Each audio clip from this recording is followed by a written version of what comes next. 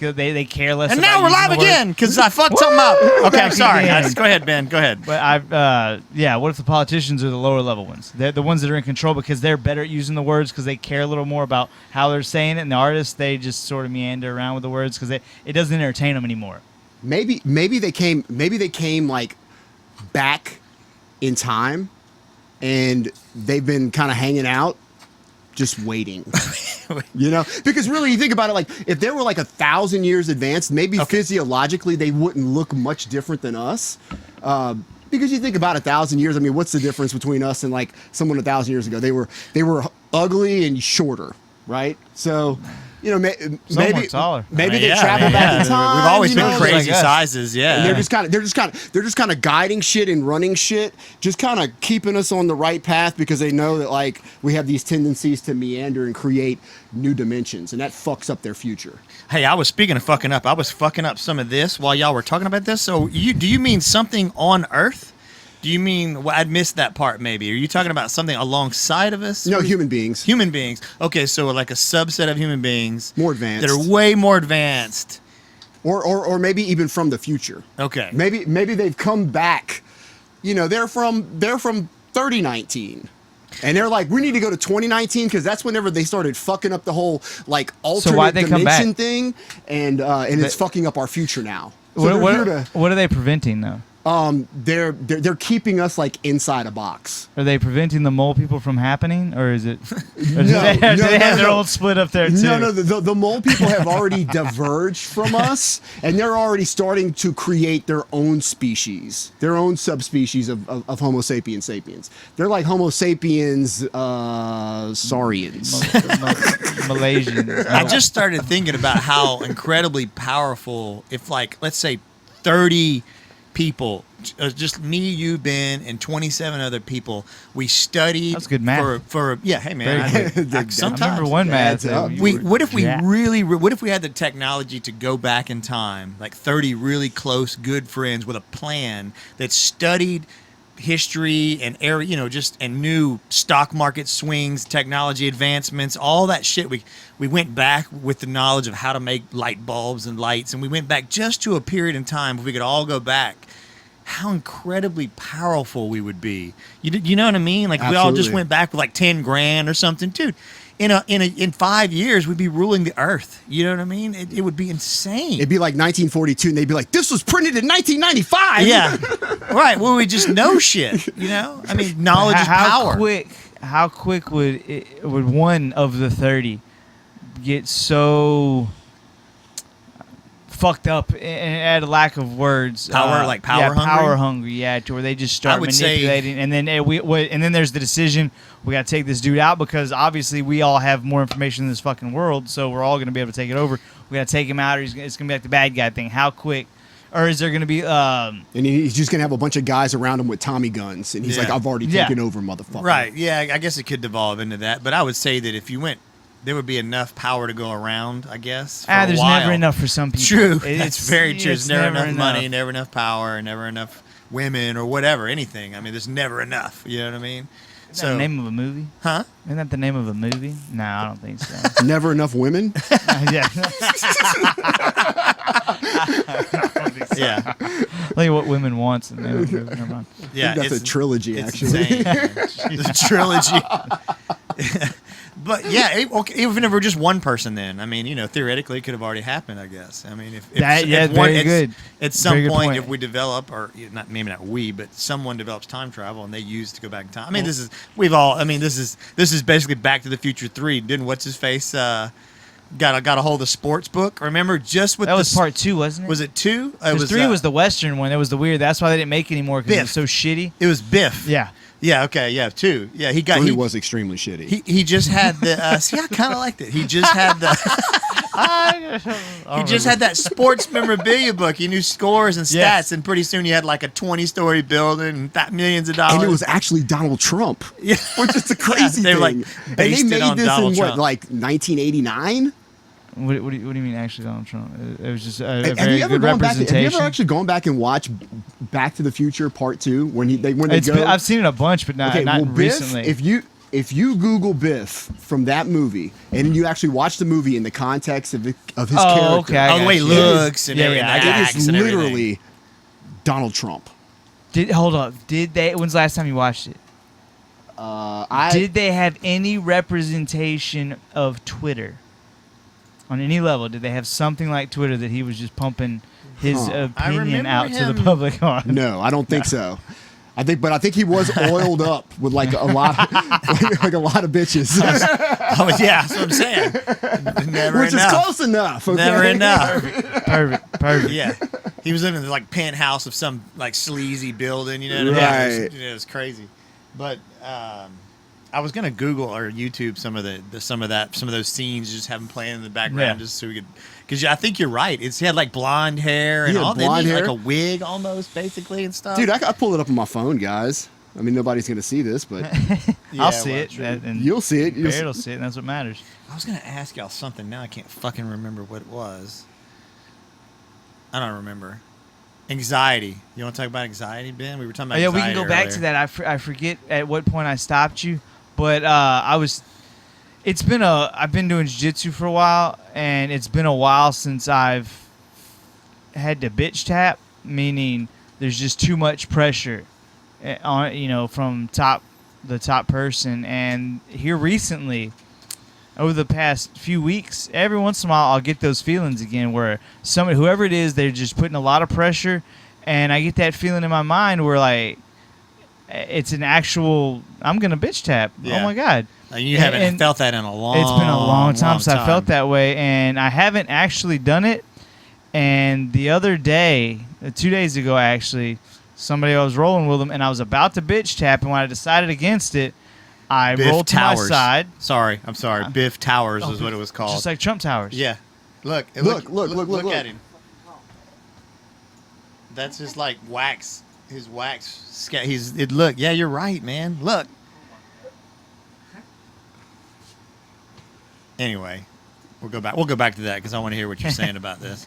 That's hilarious, dude. I was about to tap out due to the pressure, and then I decided against it. And as I turned to my side, this person went north-south and just fucking smothered me with his face, with his belly, rather.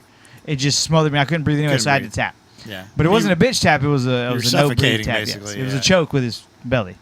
Okay. So, which wasn't rude. It was just what happened. Anyways, the point of all that was I've been having these moments of questioning whether I should bitch tap, and I don't like that. And I'm sort of trying to figure out why that is. Most of the time when this happens, is your mind on jiu-jitsu or is it somewhere else? Since I've been doing school, I haven't been... When I was just working, I would focus on jiu-jitsu a lot. I would sit there and I'd try to make out a curriculum, and I'd stress out, am I going to be teaching this? And I stress out about that a lot. I can't just go in there and wing it for the most part. But after I started school, I didn't have time to do that. So I would go into jiu-jitsu just clear-minded. Whatever, if you ask me to do something cool, let's do it. But I don't have anything prepped. And I guess these last 2 weeks, I started looking at it a little more, but not very much. So I don't feel like I was stressed about jiu-jitsu at all. Yeah. But obviously there's a lot of other stuff in my brain, in my life that would cause some stress. So.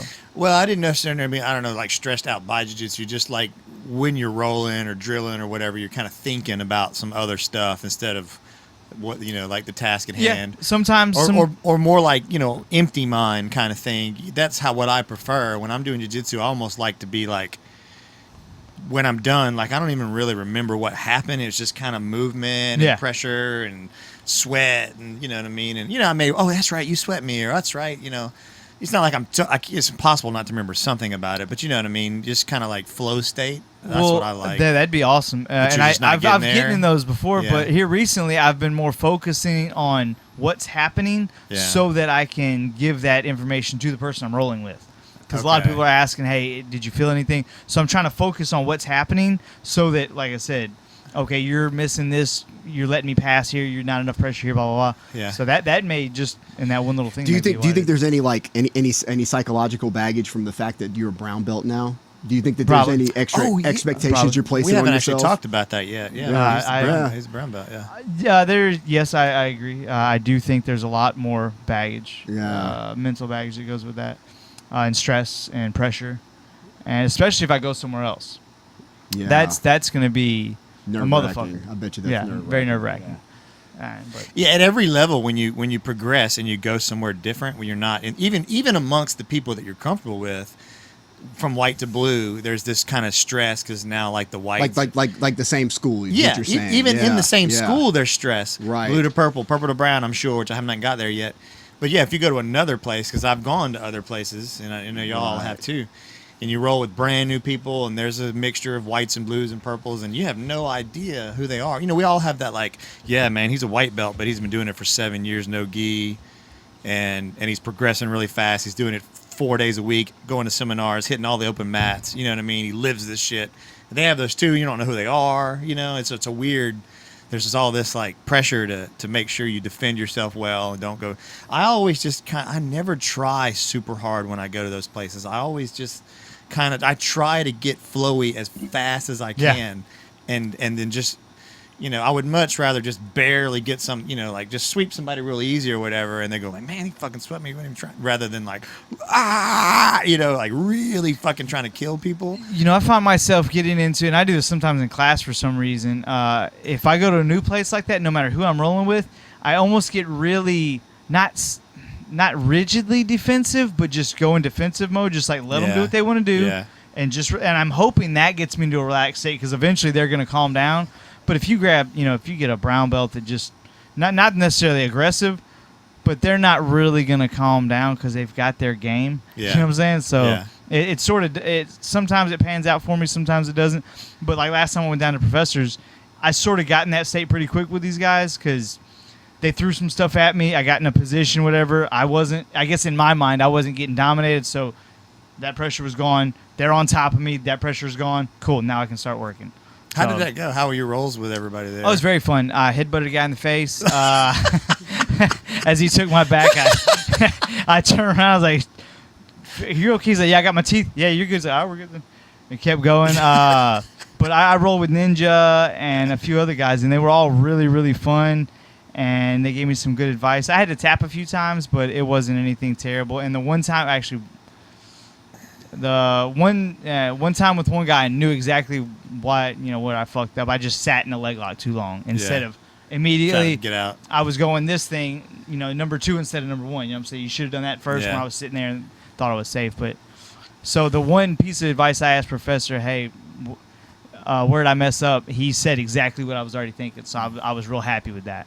I've never rolled with Professor. Oh, I didn't get to roll with him. Oh, he wasn't rolling that day. I like rolling with him. I haven't either. Every time I go down there, I look forward to rolling with him. I've never rolled with him. I've rolled with him a few times, but yeah, it's very fun. I bet. I'm sure it is. One time, Coach will tell the story, but he said I was being nervous, which I wasn't, because at the time what I was doing, we would start on our knees, and I would reach and I'd turn my body sort of like that, and just reach and grab the gi to see how they're going to react, which I guess makes me look timid, like I don't want to engage, but I'm giving them something to see how they react to that. And when I did that and grabbed Professor's left lapel with my right hand, he immediately wrist locked the shit out of me. Yeah. And so I tapped, and then obviously. So Coach said, "You can't be so nervous." I was like, well, I wasn't nervous. I was trying to play a game, and it fucking failed. Yeah. Just probably shouldn't have played a game with Professor. Probably the wrong guy to choose. Lesson learned. I mean, warm up on a purple belt first. It's a safe space. Lesson learned. Yeah.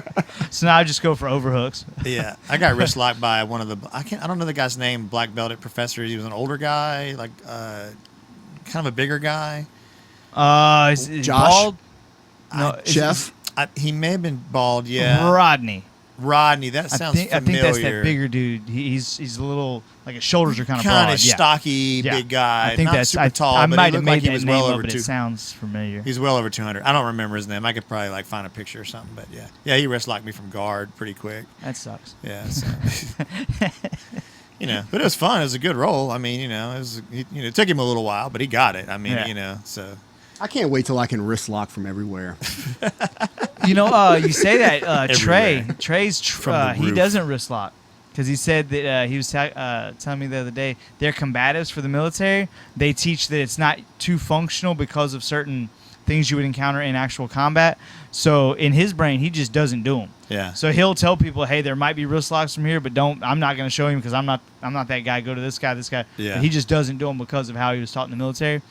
But man, I guess I don't know. It would be interesting if some kind of altercation would turn into grappling, like in a line at McDonald's or something, and somebody grabbed you, and you could do it really quickly or something. You know what I mean? Because they wouldn't know what the fuck. Was going on. And that's not what I mean. I think he's talking more combat, like military. Like they've got guns, they got knives. You know all that. Right. It's going to be better to break a large joint rather than a small joint because adrenaline might take over in that point. Yeah, and that's what he's talking about. But yeah, McDonald's definitely breaking wrists in McDonald's. I don't give a fuck what they're doing. I might accidentally grab grandma and break her wrist. Yeah, I was trying to wrist like somebody the other day with their wrist against my face. That's awesome. I fucking love your jiu-jitsu, man.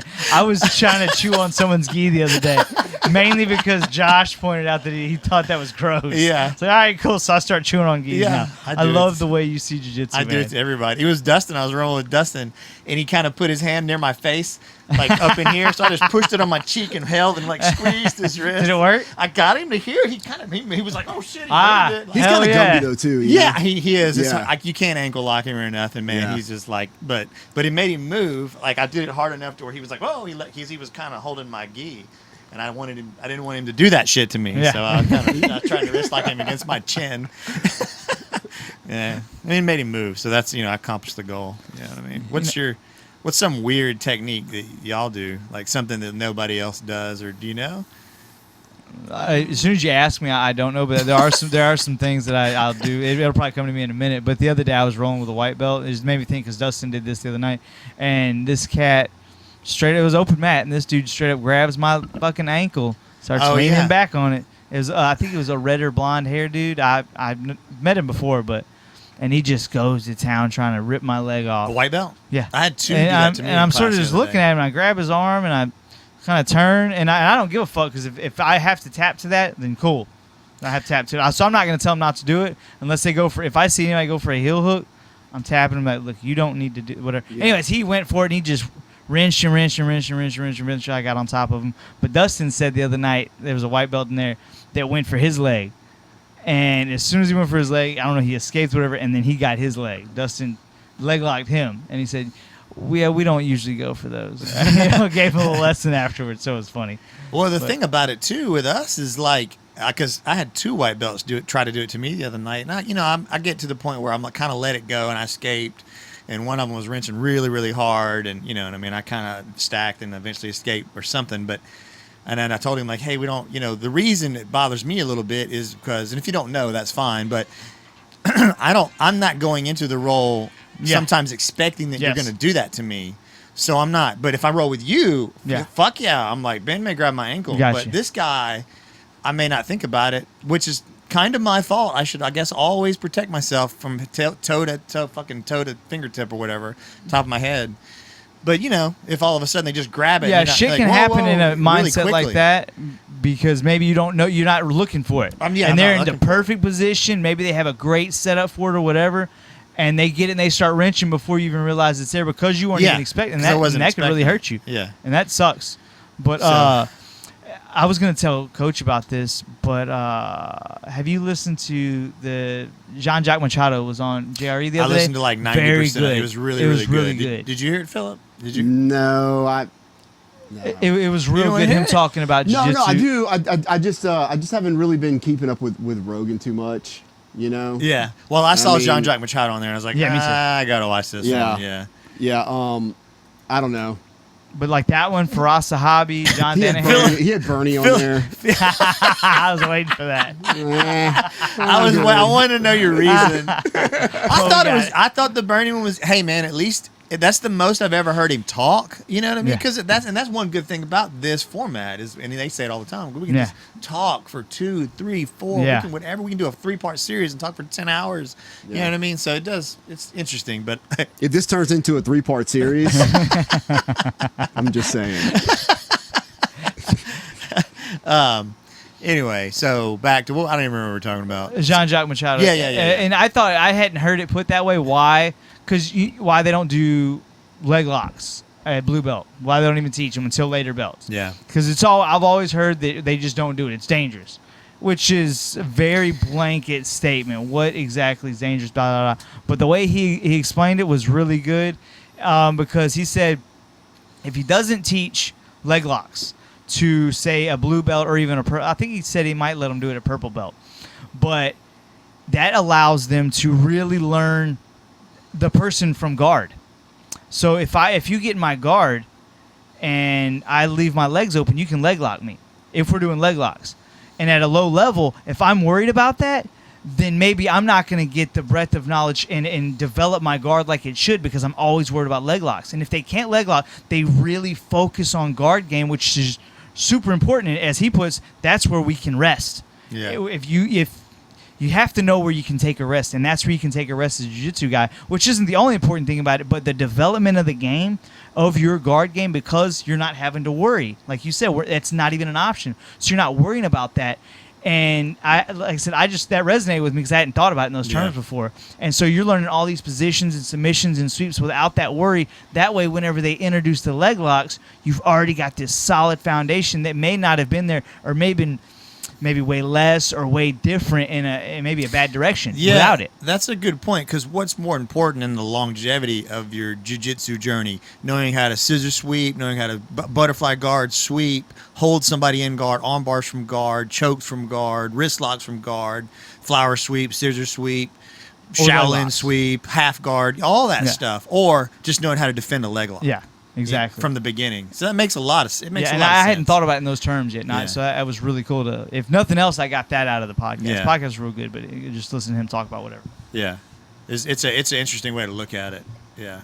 I don't even know if I heard him say it, because I was kind of working when I was listening to it. So I might have missed some of that. I do remember him saying resting for guard, because I think I was painting, and I remember like, oh yeah, I'll do that. I'll fucking go sleep in guard. Check. You say that the other day, I very rarely close my guard, and the other day I did it for some reason, and it clicked with me. It's like, oh, it's been a while since I've had someone in my closed guard. Usually, you don't do that. I just leave my legs wide open basically and squeeze. I was doing that to Josh, I think. I had my heels were on his hips maybe, and maybe they weren't even touching him, but my knees were on his rib cage, and he was in my guard, and I was just squeezing as hard as I could. He was on top of me just to see what was going to happen. Now people get you in the guard and they squeeze, and I was just squeezing. He probably just passed, but it was interesting. Yeah, you got to squeeze Josh pretty fucking hard to get him to do anything. He's like squeezing a tree trunk fucking or something. Bear. Yeah. Oh man. So Epstein killed himself. So, yeah, please explain. I have no idea. I can't wait to hear your. Sounds familiar, but I don't. So he contracted Clintonitis suicidus. It's very deadly. Yes, it's 100% fatality. Lots of people have died from this. My understanding is the only way there is no vaccine. There is no cure. You gotta fuck with a Clinton to get this. Am I mistaken? You gotta have information about a Clinton. This is the deal with Epstein. Okay, he was about to have to expose so many people just by virtue of the information I think they already have on him and the connections that he had, but he was about to do it in open court, and he was going to have to name people. And the Clintons were going to be one of those people that he was going to expose. In what context? Well, I mean, he's, obviously he's... Like I said, I just can't remember who the hell this guy is for whatever reason. He's a billionaire. He has a lot of ties to very powerful people in this world. And he also has been directly implicated, and I think he avoided conviction in Florida for actual pedophilia. Oh. So he was actually involved with trafficking young girls. Okay, that's where I heard his name. I got bringing them back to his island. And his island is something too that's okay, crazy. He's got like this sex temple that's got all of this, very esoteric symbology, outside of it. So there's no telling what's going on inside of it. And I even heard somebody remark at one point that it appears that the doors have locking mechanisms on the outside of it. Yeah. So they're actually keeping people inside. I didn't see that anywhere. I didn't read that. You read it or something? Yeah, but it's just crazy, man. I mean, like this guy, he avoided federal prosecution for shit in Florida. He's now, dead. Obviously, he's on suicide watch. Yeah, he's on suicide watch. He's already quote unquote tried to commit suicide once in prison. Have they said how he did it yet? I think I asked y'all this earlier. We didn't know yet. Like hanging.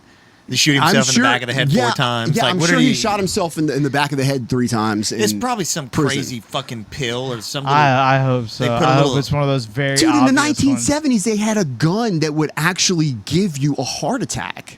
Yeah, this came out in those hearings they had in the 1970s with the CIA, and one of the devices that they had was a gun type device that you could stand off in the distance and aim at somebody and actually initiate cardiac arrest. Well, that's fun. We ought to all have those. Like that was in the 70s, bro. Wear them on our hips. It's almost 2020. Yeah. These guys have crazy shit. I mean, all it would be like, they have crazy shit. Yes. Here's your. That's why I think they're from the future. Okay, and that's what I was just thinking. Okay, this is yeah. I see where you're going with this. Supports your point earlier. Yeah, man. I mean, yeah, he's on fucking suicide watch. He's in where were they holding him? Where were they holding him? Do you know? I don't remember. I think in New York State. New York State, yeah. some prison and or some something, federal penitentiary. Or federal so hopefully it's something very obvious, like he got shot. He shot himself rather while in prison. Dude, that'd be great. I mean, we'll be lucky if they even disclose to us, what the cause of death was. And they could say whatever they want because we don't have any way to even parade a body around. Yeah. I mean, and if they did, if it wasn't a body double, this guy might be on an island somewhere drinking mojitos with Hitler's grandson. Yeah. For all we fucking know. I think Epstein's Jewish, so they're probably not hanging out together. True that. I mean, maybe. Who knows? I mean, I don't know, man. I don't think. I'm almost positive he is. So yeah, but dude, we don't know. Somebody might have slipped on some crazy suit that makes the Matrix code wrap around them, and they just invisible, and they snuck into the jail, teleported through the bars, choked him to death with a fucking rape choke, and then walked out and left, and then now he's dead. Who knows what? That'd be awesome. Or his cellmate might have just slit his throat. Yeah, but would they have it? If you're on suicide watch, would you be in with? No, they had him in a cell with a guy when he attempted to commit suicide the first time in jail, and they were all at first like, "Oh, what's going on with this guy that was in the jail cell with him?" And they were like, "Oh no, he's cool. They're cool." Okay. So I don't know. That same guy's like still cool, still hanging out. That's awesome. I mean, but yeah, he's definitely on suicide watch. So somebody's either not doing their job or doing their job. I mean, the secrets that he knows, man. Doing the job, doing their job. I mean, it's the reality has gotten to the point where, as far as I'm concerned, from what I can ascertain from the input sources that I have, and the internet, the news, radio, and stuff like that, people, it seems that he was running a pedophile sex ring, and hundreds, if not thousands, of unbelievably powerful people have all been involved with it, and then or complicit in some sort of way. I mean, it's not. Is it how simple of a? And it's a possibility that a lot of the money that he's made throughout the years was grounded in actual human trafficking. I mean, this is profits made from child sex slavery. So even if there were people that didn't necessarily participate but knew about it, that makes you complicit. Yeah. There's a certain point at which you have to make the moral decision of whether or not you're just going to continue to go along with shit. Yeah. And I mean, so what does that entail? Does that entail like somebody having something over you that they can extort you and say, hey, look, I know you might feel this sort of way about this particular subject, but you just need to drink a tall glass of shut the fuck up, or we're going to expose this about you. And for a lot of people, especially people who have high profile careers, lifestyles, they probably like where they're at. And they don't want exposure. They don't want to be in jail. So they shut the fuck up. Yeah. And it's a whole ring of people that are compartmentalized and being controlled one way or another. Because, dude, we all have vices. Everybody's got something about them that they don't want anybody to know. A lot of people want everybody to know about that. Some people have several things. Exactly. They don't want to know. I got a few right now. Like, I don't like telling nobody that. So at the end, that's for me. But at the end of the day. At the end of the day, the things that maybe we have about us, probably on a much lower lower level. Yeah, no, I never gave anybody $100,000 so I could rape a 12-year-old in a dungeon for a week, or murder them. and then snuff film them out or whatever. Right. Yeah, I've never done that. Not even close. Right. You know what I mean? Or have knowledge of where there's still people being held. Sure. Yeah. Exactly. Right now, chained to walls, while we're having this conversation, people being held. So how, in one's mind, I've got a bunch of money, right? So at what point in my mind do I accept that I've got this weird thing that I want to do, and I know about this ring where I can go participate? What in my mind tells me it's going to be okay and we're not going to get caught? You know what I'm saying? Money. Because we've all seen the fucking movies. People always get caught doing shit. Some people do, but there's never movies about the people that we don't find out about. Yeah. I mean, there's always layers to anything. I mean, gigantic sex ring is the guy who unloads the planes when they land on the airstrip. That's what I mean. It's just too many drives the parts. boat and maybe knows these people are all going to fuck little kids, because I've seen lots of little kids go out and they don't ever come back. And then, but what happens? Is he going to go try and extort some money, so and then he gets evil? fucking dies? Yeah. You know what I'm saying? If he just sort of puts it together on his own, they're doing a good job of hiding it. And he sort of just puts it together on his own. What, is he confronting somebody to try to get some money? Does he go straight to the authorities? Usually, those people, they think in their brain, I'm going to extort some money out of it, and then I'll turn them into, or whatever, versus just going to the authorities.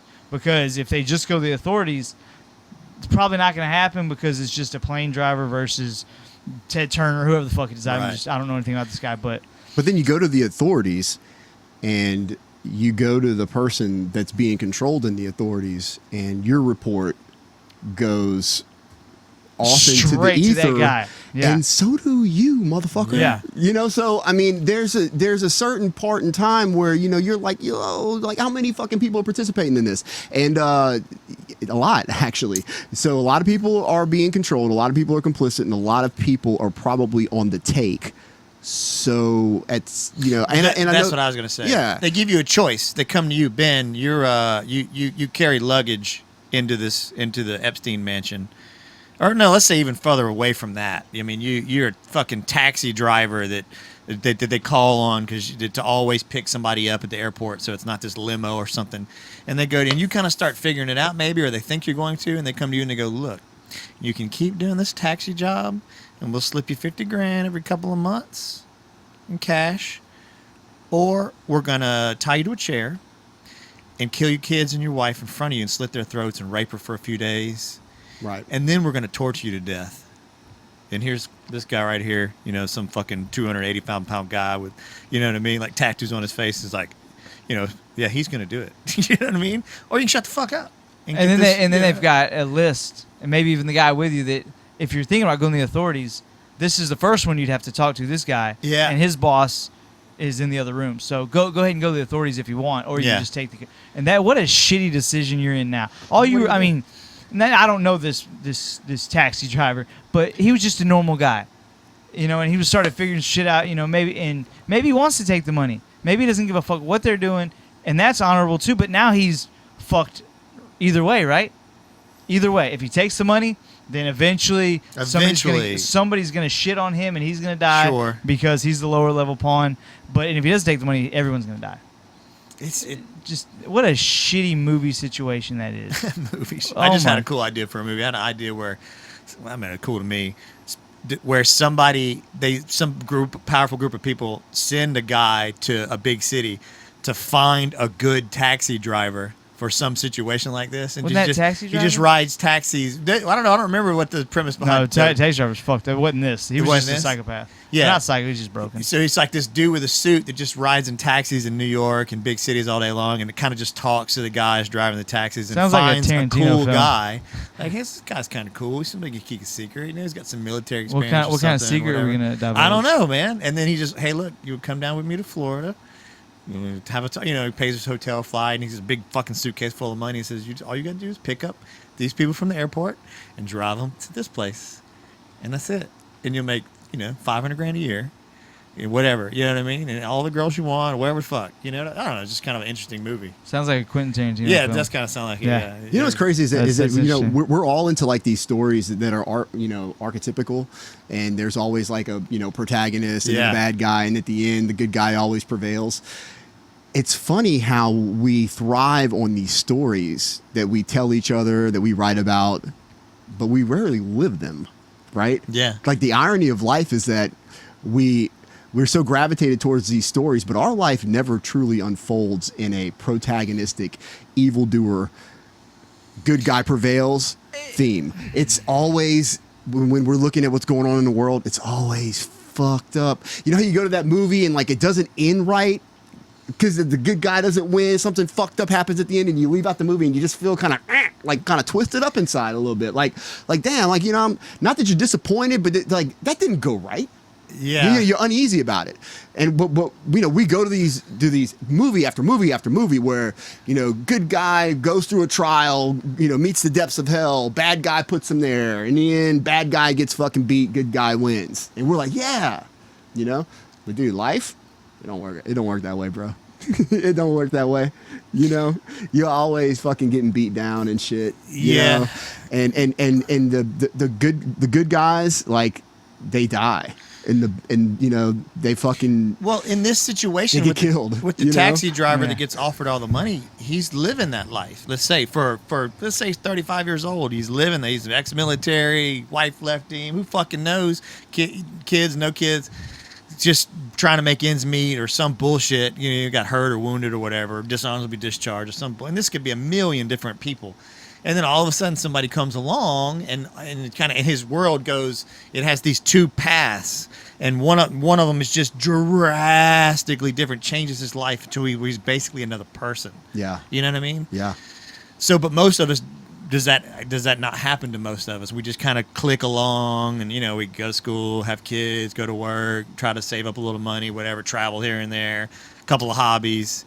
What if we could teach people, kids especially, maybe what if that was one of the biggest things to push in school versus, you know, number one, how to treat people. Instead of, we're not focused on spelling yet, we're going to teach you how to deal with people first. But I think the Japanese do that, don't they? Yeah, I think so. Yeah. And what if one of the things they were teaching is how to utilize these archetypes into your own life, or how to pan your life after one of them. You know what I'm saying? This is a particular way. If you want to be this good guy, what do you want to be? Now we're going to teach you how to get there, how to write out different paths to that, to be your own hero. Here's some potential bad guys. Do we know how to do that? Do we know how to teach people? No. Well, I mean, just society or shit. I don't think there's a standardized formula, but I think that there's certain like liberties that have to be given when you're very young, where you are able to like expand and expound upon experience that you actually trial by fire go through. I think right now we try to contain kids and control them. We don't let them skateboard. It's way harder to put numbers down if we're doing it this way versus what we do now. We can get numbers. We teach them math. True. Okay, well, now we Data get score. points. It's way harder to nominalize to quantify this. it. Yes, quantify it. Yeah. It's way harder to do that. So maybe we shouldn't try to quantify it. You know, I mean, but how do you sell it to a society? Sure. That's the problem. That's the problem with any new idea selling to society is you can't quantify it. Oh shit! But isn't it crazy though, Ben, that that's a new idea? Because this is actually a way that we evolved. Yes. And this is something that's fairly new. The Prussian school system that like back in the late 1800s, they decided there's all this industrial revolution going on in this country. We need to have workers. We need people in factories plugging away. We don't need people coming up with all of these crazy ideas and inventions and liberalized ways of thinking. We need standardization, because I have a factory and I want widgets made at a certain volume. So that's what they did. They standardized the school system here. They actually modeled it after the Prussian school system at the time. And it's all about creating automons, people that are going to follow orders, that are going to listen to rules, and that are going to conform to a system. And that's how we've gotten to where we are now. Like, before that, it was, we had these liberating arts. We had all of these different ways that we would go about educating, and they had nothing to do with the quantifiable ways we go about doing it today. So do you think that the more we go into AI right now, and I think this would be a good sell point for anybody supporting it at a higher level politically, pushing the idea of less of whatever teaching these ways and more liberal arts in schools, because you're not going to be able to get a job in a factory. We don't need that anymore. Let's teach these people, what I'm saying, how to expand, how to make your own movie out of your life into your own movie, how to, chase whatever it is, your dreams, your desires. Use the AI to support that idea, to get society on board with it, to get higher ups on board with it, so they dump money into the schools instead of teaching them just A plus B or whatever. Does that? I feel like I didn't make much sense. No, I know what you're saying. I get it. I was thinking kind of while y'all were talking, I was thinking how much, we had kind of talked about this once before. Like I think you asked, this is several podcasts ago, what's something that they should focus on, books or whatever to read in junior high, elementary school, stuff like that. And I said, I think that we should have, they should read more philosophy. I mean, I wish I had read more philosophy. And I'm talking about all, any kind of philosophy, African, Eastern, European, all that stuff, Western philosophy, anything you could think of, from how different would society be from 12 to 15 or 12 to 16? We integrated a huge, not only here's how you go from 1 + 1 is 2 and x squared plus b squared is this and all that stuff, and also integrated how to think about trying to be a better person. Not just learning how to be an automaton so you can read and write and type on a computer, but we also taught or tried to teach this, and not just like a month or something. I mean, several years we just focused on, let's try to be better people. Physical activity, martial arts, philosophy, in that age group of people where you're kind of, a little rebellious, don't know yourself, all that, 12 to 16 years old, where you have no fucking clue what's going on, but you think you know everything. You want to be independent, but you aren't. There's that fucking adolescence, and we really focused on that. I think dead languages too, man. I think also incorporating the you said dead languages, or other teaching languages? teaching people the dead languages, okay. like Latin and Aramaic, so that we could go back and we could read that philosophy in the actual cultural context and the language it was written in. If we could really truly understand that and not just take someone else's interpretation of what it is, point.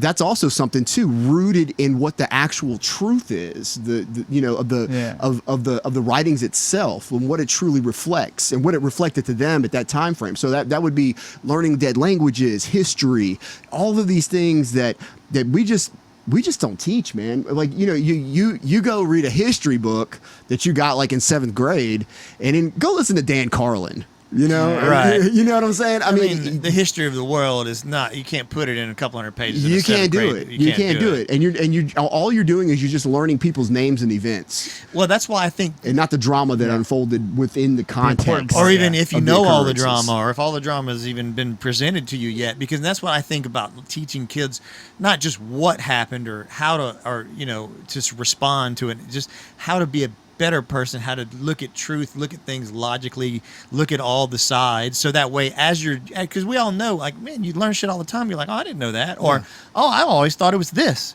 whatever that may be. So as you go through your life, what if you had this foundation of looking at things logically, looking at things from multiple sides, taking points of view in perspective of other people, instead of just, I had this 200-page history book when I was in 7th grade that didn't teach me about that shit, so fuck that. Or whatever, I don't know. You know what I mean? So if I get a Neuralink, oh God, if they become available, get all this information, you could actually get all this information, right? It'd have to be through interpretation. Number one, you get all the dates in advance, right? You'd have to be very confident that whatever they're implanting in the Neuralink exactly. That's the point. Did you build the Neuralink? I fucking hope not. It's a straw from McDonald's. And that's the point, is even if we get the Neuralink and everybody can download like they all want, and that's the big sell. You can be able to download all this information, and you're still getting it in someone else's context. And is there a way to get around that? multifaceted context, just a couple of weeks ago, there was a story that came out where a lady was working for Capital One, I think maybe, one of these big banks, and she had exploited 100 million people and their identities, their information. Was this a trans person? I heard something about a trans person doing this, and that's why it was like headlines. Trans person. I don't know if they were trans. I didn't read that part. I just read the part where they were, they were somebody that was on the inside that was exposed for stealing people's personal information. Well, like 100 million. 100 million people. Well, just imagine what's going to happen when somebody exposes 100 million people's neural links. And that's your most intimate memories, thoughts, occurrences in your life. It's not just going to be like what you bought at the store last week when you used Apple Pay on your phone. Right. It's going to be like your entire porn history. Jerked off yesterday right before you shook hands had with your on Thursday night Yeah. that was so humiliating when you woke up to yourself and thought to yourself, how the fuck did I have that dream? Yeah. Like almost like, not that you're disappointed in yourself, but you're really just like, wow, like I've got some sorting out to do. Yeah. Man, that's one thing I know. And do those feel? I'm sorry. No, go ahead. No, go. Please. Don't worry about it. Do those feelings come off? Are they recorded in there with that neural link? Does that make sense? Oh, what all is recorded, or what all is missed, rather? If we're recording everything that's happening, unless you articulate it, is there something firing up there that goes along with that memory at that moment? Oh my God, I just dreamt about a dog. What the shit? Something's going on. Unless I articulate that out loud, is there something going on? Okay, there's they're firing here, neurons are firing here. Is that all recording so that one could go back and analyze that? It's not in context. It's not in your personal context. So it's going to be basically like a translation, like we were talking about earlier. A dream about fucking a dog. What the hell? You'd have Does to he learn want to fuck a dog? Yeah. Has he been fucked by a dog? And Whenever I'm thinking, what the is there some stress in my life that I really need to work out? You'd have to learn the dead language of Ben. Yes, true. Yeah, in an analogy to that. Ben. So you would have to know Ben in the context of Ben, and you would have to know all of that, and not only that, you would have to be able to relate to it in some kind of way that was congruent to what you just learned about Ben and that language, because we're all our own people. But if I go inside of you and I start experiencing you, even if I get the triggers and the stimuli for the way that you're feeling about things, but I'm still inside myself, then I'm judging that, right? Because I'm not completely and totally connected in the way where I am you. I am still experiencing it as me. You just plopped in. You're just plopped in. And all of a sudden you start going, what the fuck? He Googled what? You don't have any idea why. He feels this way about it? It would be so confusing to be in that situation. A while back you asked. Me? You asked a book suggestions, remember? A week or two ago? Yeah. And I told you later on Memnock the Devil. Yes. Anne Rice wrote it. You ever read this, Memnock the Devil? No, I have not. It's part of the Interview with the Vampire trilogy or whatever, however many books it is. It's one of the best books I've ever read, but I'm not nearly as well read as you, so please don't judge. Oh, dude. I'm almost retired. We had this conversation about, like, Phillip's probably read like 1,000 times more than we've ever Every 4 books I've read, I'm sure you've got 100 on that, dude. It's so probably disappointing not, thinking about myself. Anyways, spoiler alert. I'll explain a little bit what happens in the book, unless you plan. I'm not going to read it. I mean, but it won't bother me if you do. So God goes into his son Jesus, and he makes himself in the book, and they're explaining religion. And then at some point he says, I'm going to die on the cross, my son's going to die, blah, blah, blah. And then Memnock, quote unquote, the devil, he always held that against him and said, look, I'm not holding against you, but you keep hating me for being the devil, for pushing people to question things, and you never even felt exactly what it's like to be human. He's like, no, I did. I was Jesus down on there. I went in his body. He's like, but you said your own words where at some point I almost forgot that I was God throughout all this. So the whole time he knew sort of in the back of his brain that he was going to sacrifice himself. But he said, at one point I almost forgot I was God. He said, then you don't know what it's fucking like. You don't know what it's like, because whenever you put me into the body, part of the story, he said, I had no clue that I would ever fucking see you again, and I love you. This is him not talking to God. He said, I live to serve you, and I thought you had turned your back on me completely. I never, in my mind, had the thought that maybe he would come back. The way you present, but you never felt that way. You told me you for a second almost forgot. So, in context, damn it, I was relating this to what you said. We were talking about being plopped down into your experiences, like out of nowhere, and then kind of like judging you without the full story. Yeah. So he's judging. He's been judging the humankind basically, or Memnoch and anybody, but he didn't have the full context because he always knew.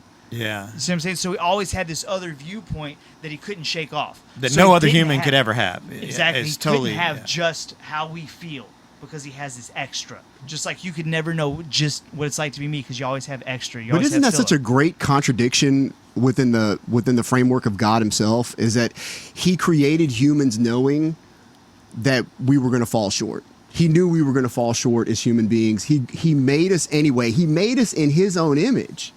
So making us in his own image, it's almost like so then he sent his son here, and his son died, and his son right before he died questioned, "Why have you forsaken me?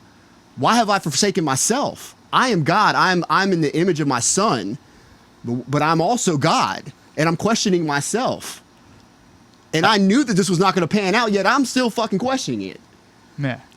That is the greatest, like when you think about that, like that contradiction of the the conflict within God himself. Yeah, he doesn't even know what the fuck's going on. He's God. He doesn't he's even know what's going on. God. At least that's the way they He's wrote God. it. Yeah. And that to me is amazing. First of all, that he would subject himself to that, because he's God. Yeah. He knew how this was going to pan out. He's still doing this with us. Why? Would you start a project that you knew for sure, like you already knew the outcome? Like that would be like, for instance, a perfect example. That'd be like you giving me a bunch of wire and circuit boards and being like, "Hey, build that."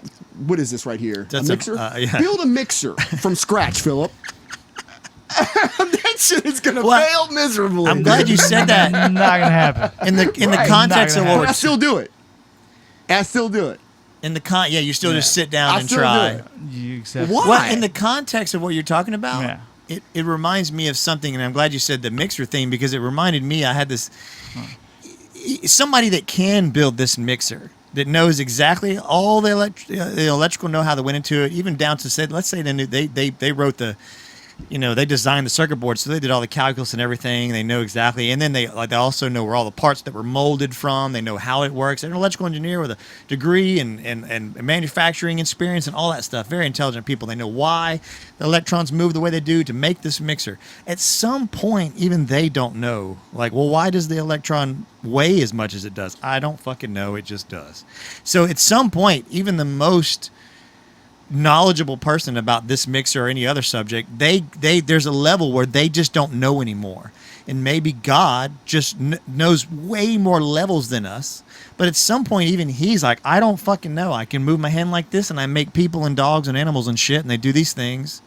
But at some point, I don't know why I can do that, but he just can. You know what I mean? Or he knows why the electron weighs as much as it does, maybe because he fucking built the electron. Right. But at some point, he doesn't even know why he exists. Like, I don't know where I came from. I'm here. I've always been here. I'm here. I can do shit. I can make planets and solar systems. And you know how we sit in a lab and we create these conditions so we can make these definitive theories and laws about all of these physical processes that are occurring. Maybe this is part of God's lab. Yeah, That's what God is working in a lab too, and he's trying to figure it out as well. Yeah, maybe.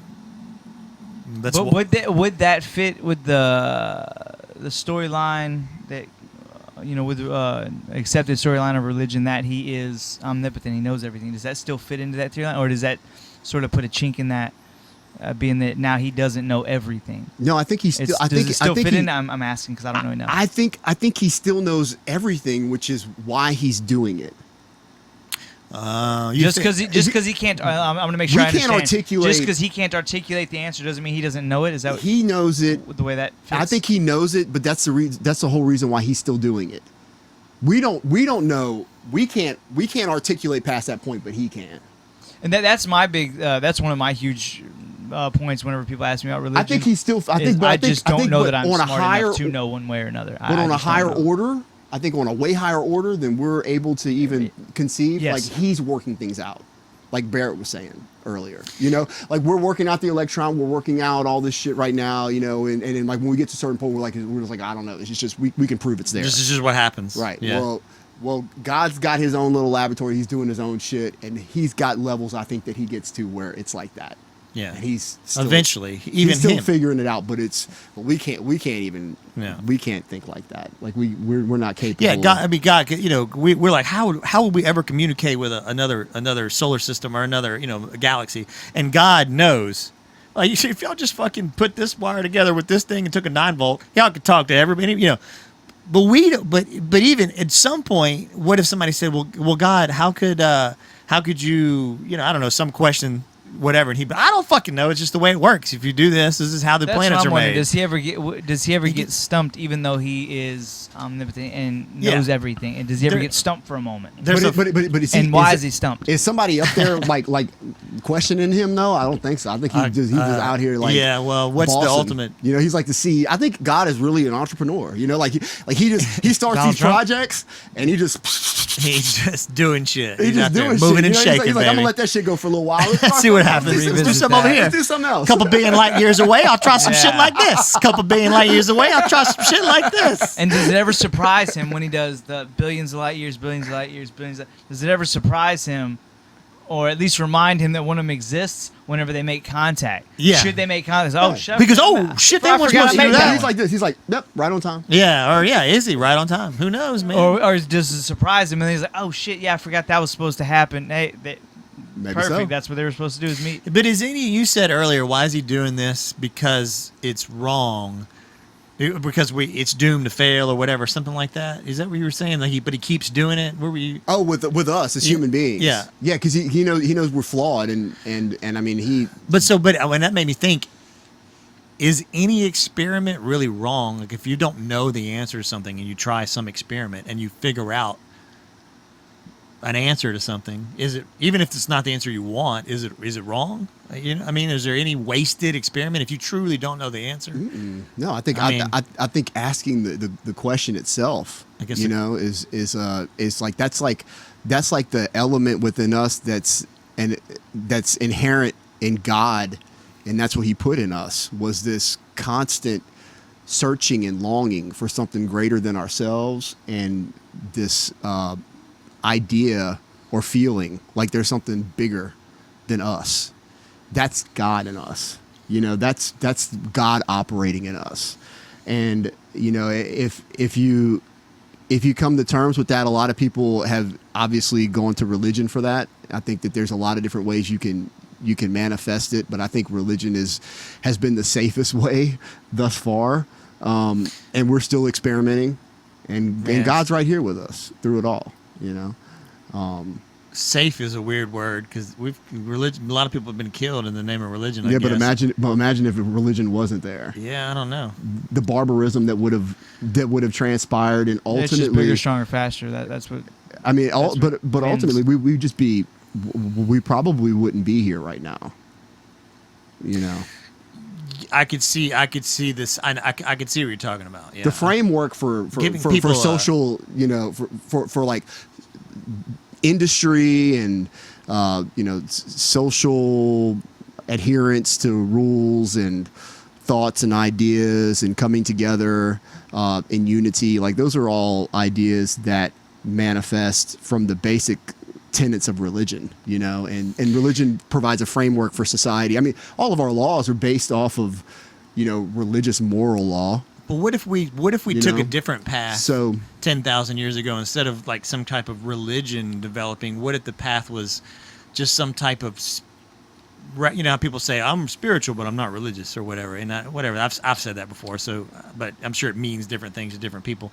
What if we had taken more of a spiritual path, 5,000 years ago, rather than more of a structured religious path, and instead of living for society, we just live to live.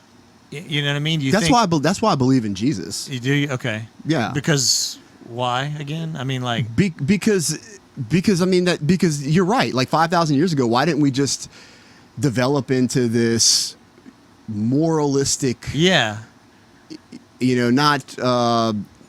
not atheist, but like some type of, what you would think of as like a more progressive, higher ordered, more kind of live and let live, and moral, and, empirical, existence, like way of thinking, because it doesn't have any substance or fundamental principle based off of God himself. And that's that yearning within you that something bigger is occurring, that something larger is going on. I mean, am I the only one that feels that way? No, do y'all feel like I feel it? I was just trying to figure out. Walk outside and you're like, this is bigger than me. Like this is like there's something bigger going on here. Well, you feel big, like you're special in a way that you even fucking exist, but then you also feel insignificant because there's so much. There's something else. But I feel like my existence is not a burden. My existence is actually meant to mean something. Yeah. And all I got to do is look no further than my children to see that what I do matters, and the direction that I live my life, it affects people. It affects. Oh yeah. It affects everyone. Not just friends. I mean, you've affected my life. I mean, it's just friends, acquaintances, family members. Like all you guys have affected my life, and I feel like that's why we all have a duty, to develop within ourselves, and with that is your relationship with that feeling of something bigger than you. Yeah. So you think society as a whole would not exist had we not, if we just stayed like we were saying, almost agnostic? I don't think that we could have gotten to this point without religion. Like, I don't think we could have gotten to this moral aptitude. Here's a better way to ask the question. Without religion. And I see what you're saying, but let's say we can take monkeys and we can put them on another planet that has all the same stuff as a brand new Earth, and we recognize that they're getting smarter, and even we can figure out they're getting more intelligent and can communicate those points to each other. And are you suggesting that they may not be able to develop into our level of society, even if they evolve and communicate like us, if they don't have that, there's something bigger than me in them? They develop morals, they don't kill, they develop laws and stuff. But if they're lacking, let's say, just for simplicity, there's a gene that we can sort of find and pinpoint. If they're lacking that gene, the God gene is what I'm going to call it for a moment. If they don't have that, and they even develop spirituality, and they say, this is why we're not mean to each other, this is what we have to teach our kids, but they never have this yearning that something's bigger, that there is a higher creator. If they never have that, are you suggesting that maybe they wouldn't develop socially as deep or as meaningful as we are? Am I making sense? Yeah, you're making total sense. And Ben, I honestly, I don't know the answer to that question. Oh, yeah. But I can tell you that, like, the way that we are today, right now, like in this moment, I don't think we could have gotten to this moment in this particular section of the dimension of all of the parallel universes that exist, where we are right now, without religion. See, and I agree. It's been a huge, whatever point we're at, whatever singularity this little version of reality has been massively shaped by religion. Absolutely. And on multiple fronts. And I'm not saying that we couldn't have gotten here in some other parallel universe, some other kind of way. Yeah.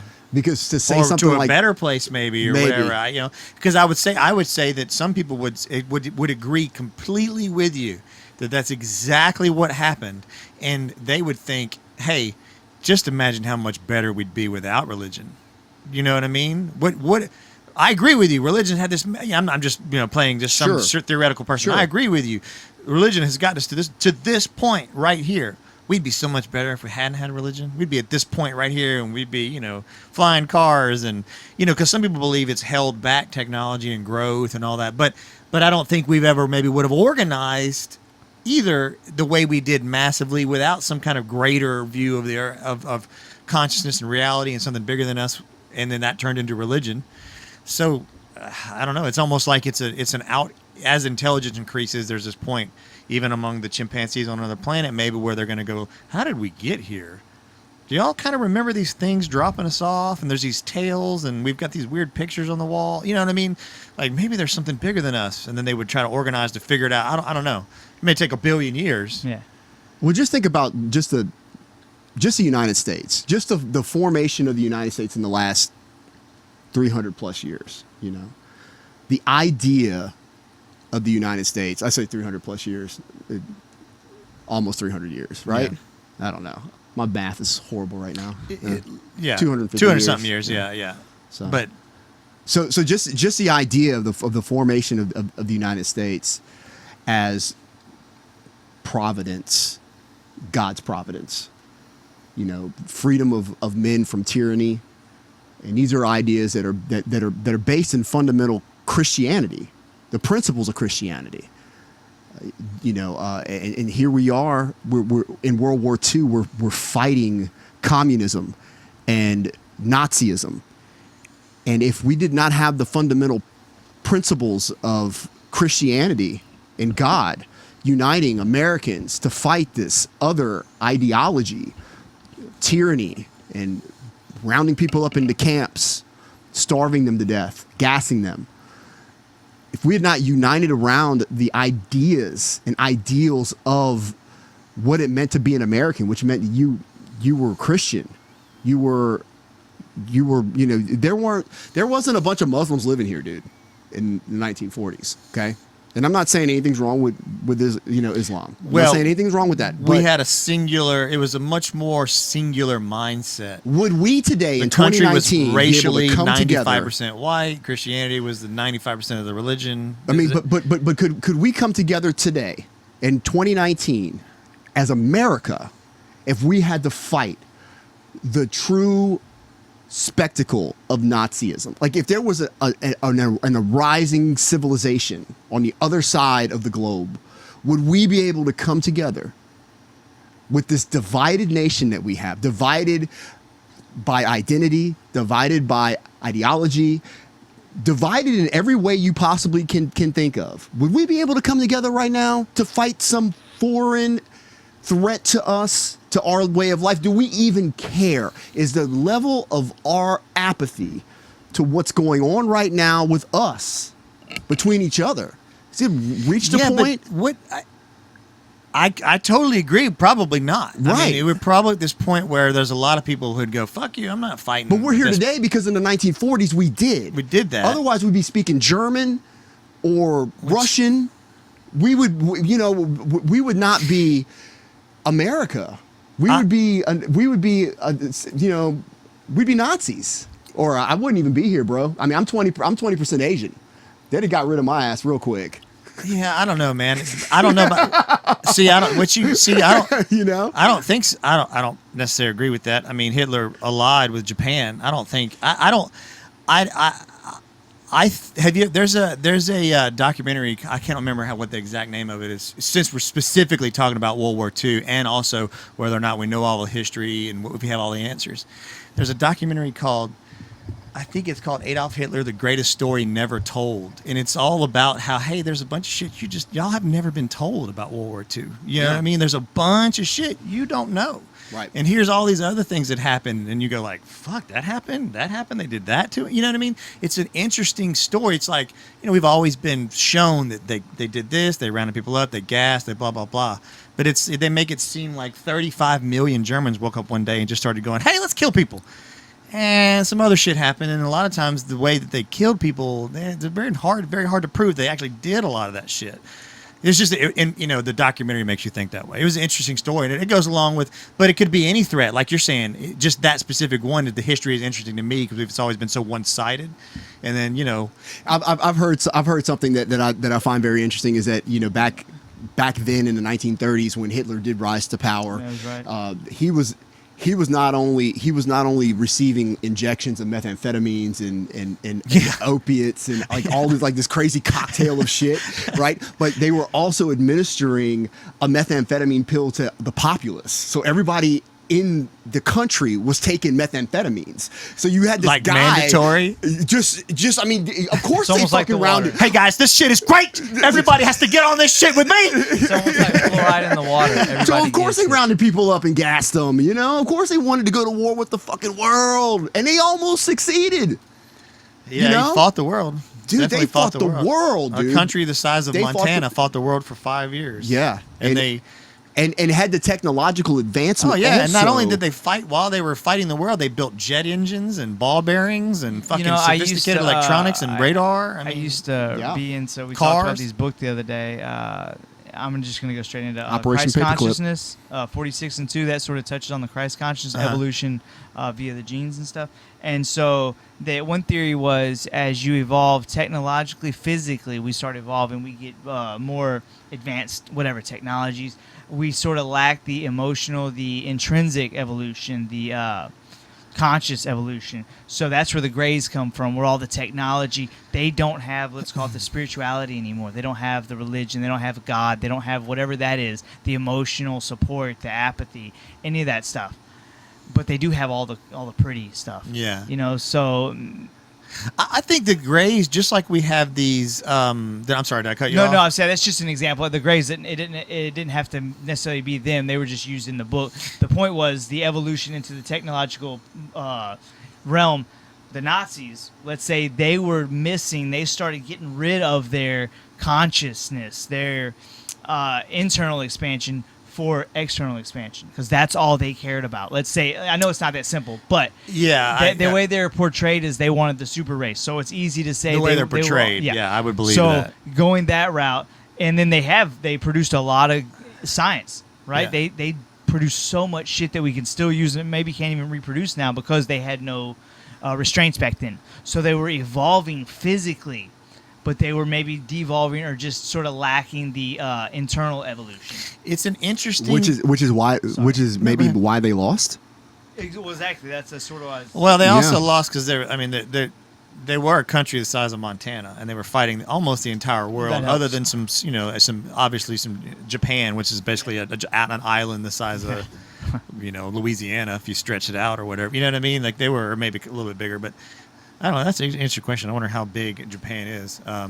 But Hitler Superimposed over the United States. Hitler also focused his like all of his energy and resources into exterminating the Jews when he could have maybe removed some of that pressure, some of those resources, and use them in other areas and tip the scales of the war. See, and the documentary that I was telling you about kind of shows you that that's not necessarily, and at least according to the documentary, that's not necessarily true.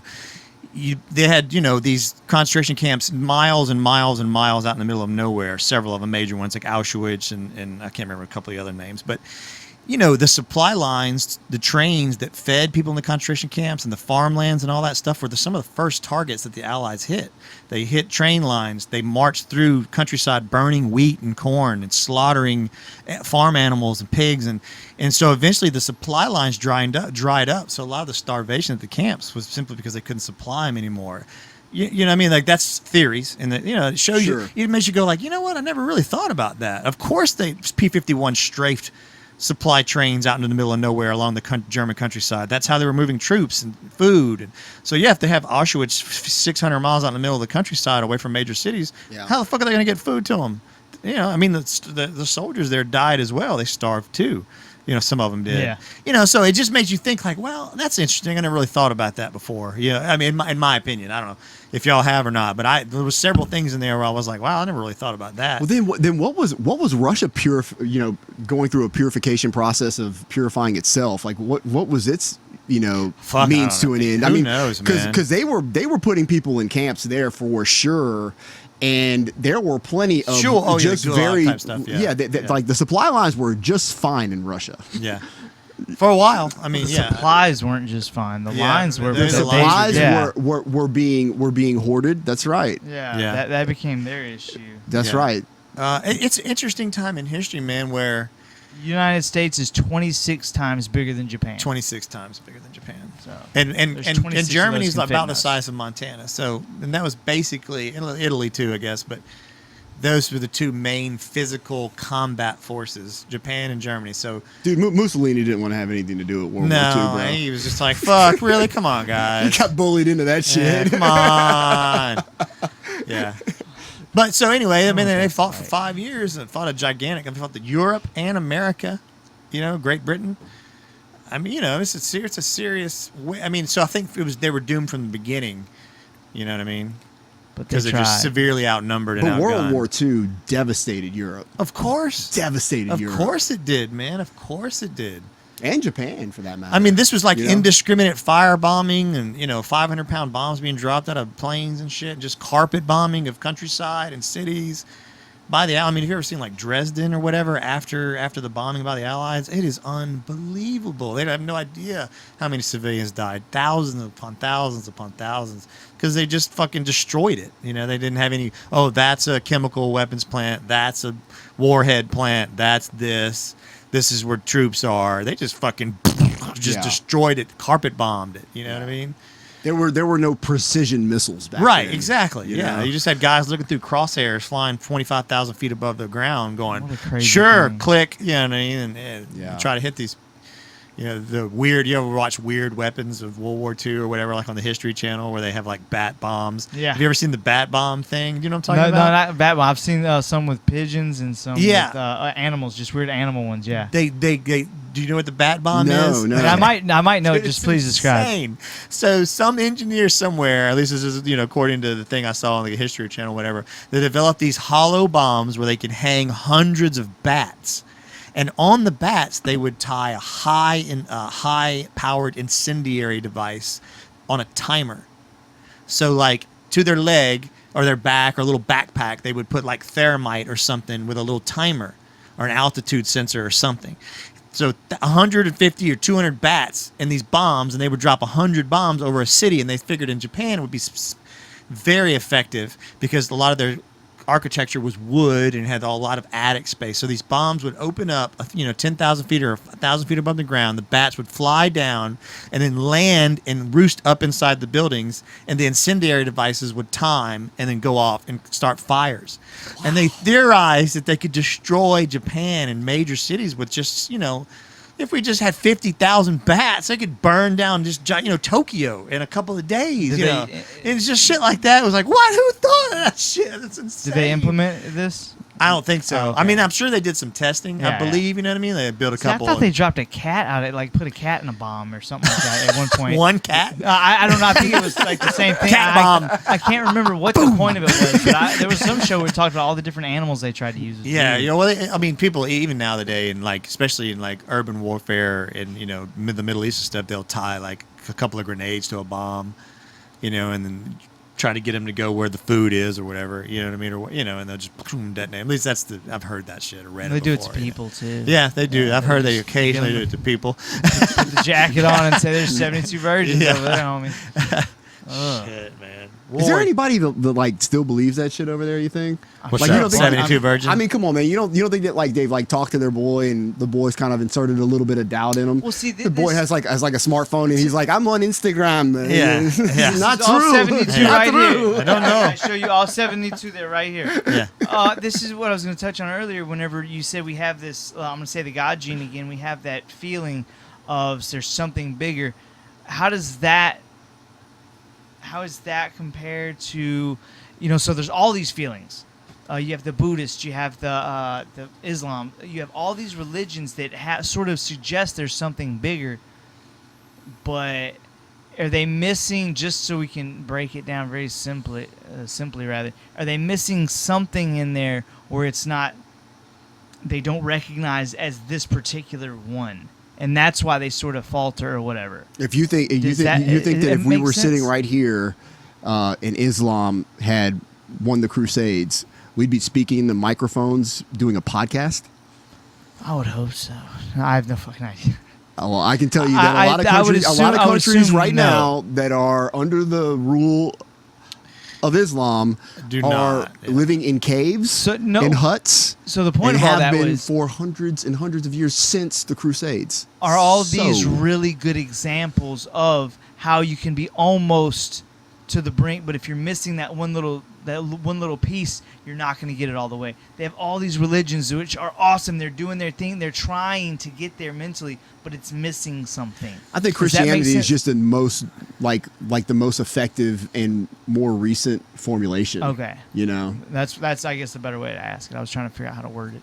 I mean, who's to say that in 1,000 years there won't be some other propelling force of unity?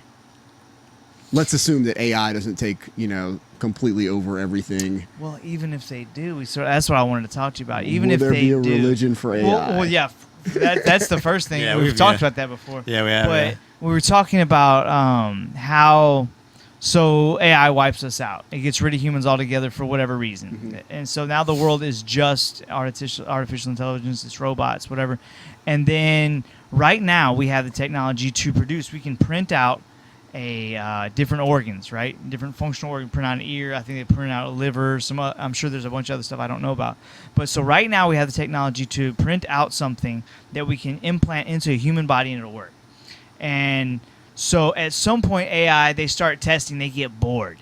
They say, okay, well, let's make this to see how it feels to run around. I want to know what it's like to run around. I forget how I started this initially, but it gets to the point to where they want to know what it's like they want to experience more of this and less of what it's like in there. They want to change their perspective of time because that's what changes everything, right? That processing power. If we process stuff quicker, maybe we can slow time down and live longer. Yes, slow time down and live longer. So what they do, they say, we're just in here, nothing ever changes because I don't have a perception of time. We don't decay, we don't die. So maybe I can make this thing and jump into it. Nostalgic AI? Yeah, almost. Maybe I can at least have a different viewpoint because I'll have another bit of data to add to the collection. It'd have to be an algorithm that was, I think, already previously written into it. Otherwise, it's just going to continue to want to propound exponentially upon itself. Maybe. Or maybe it's a glitch. Maybe it's a glitch somewhere. Just like us, like a glitch in the DNA. Like a virus exactly. in the code. And then it decides it's going to develop these bodies, these things that it can go into for a moment or two just to get a little taste of the world, a little taste of time, what it's like to feel things. Because it can sort of have its own understanding. There's another better word for it, but so eventually it just puts itself into this body and says, you know what, I'm not going to know what it's like to understand time unless I can die. So it figures out a way to put itself in this body, this fleshy body it made, because it can print it. We can do it now. It prints a whole body, whatever it looks like at that point, a living body that as soon as it implants itself into it, it exists in that body until that body ceases. It can't re-implant itself out of any. So it doesn't have that whole, I'm going to get out of this thing. I'm only here for now. So now it implants itself completely into this body, and then it dies. But other ones are doing it too. And so those bodies, they start saying, for whatever reason, it becomes a hollow god. It makes its own humans. Well, but it becomes. And now it's the god to these humans because it starts saying, okay. But isn't it the god to itself if it jumps into these bodies? Exactly. So and that's the whole point. So you're basically just talking about like the creation of a tertiary god. Yes. I'm sorry, tertiary? What does tertiary mean? Like a derivative god. Okay. Because a god of a god, a copy of a derivative. Underneath this curve, there's all these variables. But it's still within God. But it's still within God's realm. Representations of God. So it's just a derivative. It's not truly a god. It's just a sub god. Like a spin-off. Yeah. Yeah. Point of all that was that could be where we came from. Just this version of us. Not saying that there isn't a God. I'm saying some artificial intelligence is made us. So what if there is something after this? So we die and we go to this like metaphysical place that's called heaven. And then we're walking around, and then there's all these other like computer-looking things walking around there, like I did not realize this was going to happen. Yeah. Because it had been created into a being. Yeah. Would it still have God's providence, or we I don't know. Maybe that touches on what we were heaven? talking about the other day. So we were trying to figure out. Yeah, we kind of talked about this a little bit. Sort of maybe about what makes. I'm going to figure out how we worded it. As you're going to when is something alive? Yes, is that kind of what we got on? And so you're based on what you're saying, we may be able to insert into that God's providence is what makes us alive. That's one of the metrics that you have to have to be, first off, you have the metaphysical blowing of his breath into you to create your existence. That's what they say, like in the Bible, like, God blew you into existence. Like that's how you come to, obviously in a very loose interpretive way. Yeah, I know what you mean. But yeah, his breath has to create your existence. So in essence, his breath didn't create the machines that are going to create the beings you're talking about. So it would be like a derivative of creation that's not necessarily directly directed from him. It manifests from something that we created. Well, I see what you're saying. Which God is still with us, so does he have a hand in that? Well, he almost has to, right? Right? Yeah, of course. So those beings being like tertiary beings in the like a derivative, like yeah. we create a quote unquote God that comes back and creates us. Beings that are made like in the resemblance of us, like fleshy, like you said, right? And then they die. Do they go to heaven? Well, that's what I was going to say. At what level of all these robots that are humans first, they develop the robots, they develop humans. At what level do they stop going to heaven? And at what level do they start going to, if they ever start again? Yeah, because if it's just based on, we're basically, this is what we talked about, we're basically just biomechanical computers, and we can make so many decisions per second and move around. Are we the tertiary beings? Right. Well, so the difference between some, like a stopwatch or your digital wristwatch and like a robot that could move servos and move things around and make decisions and maybe carry something or whatever and respond to stimulus. It's nothing still compared to us, but at some point, is it going to be make enough decisions that it can mimic us? Is it us? And then if it dies, if there's this android thing that looks just like Barrett, can perform anything that I can do, it's an exact copy of me, but it was built by AI and developed. When does it become, if you smash it or shoot it, when is it dead? Does it have to have this breath of God? And what does that really mean? Is that a metaphor for something? Is that an actual breath of God? What does that mean? When is the robot thing that looks just like me can perform anything that I can do and is indiscernible between y'all?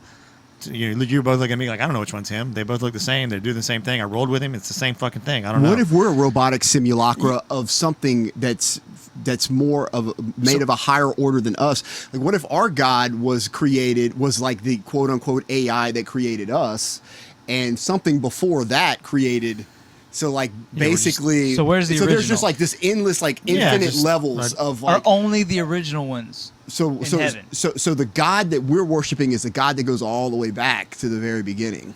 But is there a beginning, or is it just like an infinite line in both directions of God's creating? That's the story I've always heard. Subordinate beings creating gods, creating subordinate beings, creating gods, created like, and it's just like. And how does something? I've always wondered this. You always hear there God has always existed. He has no beginning, no end. Like, how does something not start?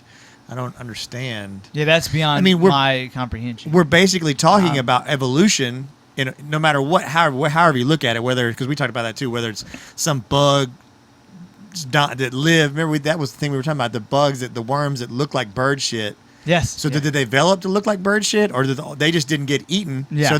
So they didn't because they look like bird shit. We were trying to figure out like what's the answer to that.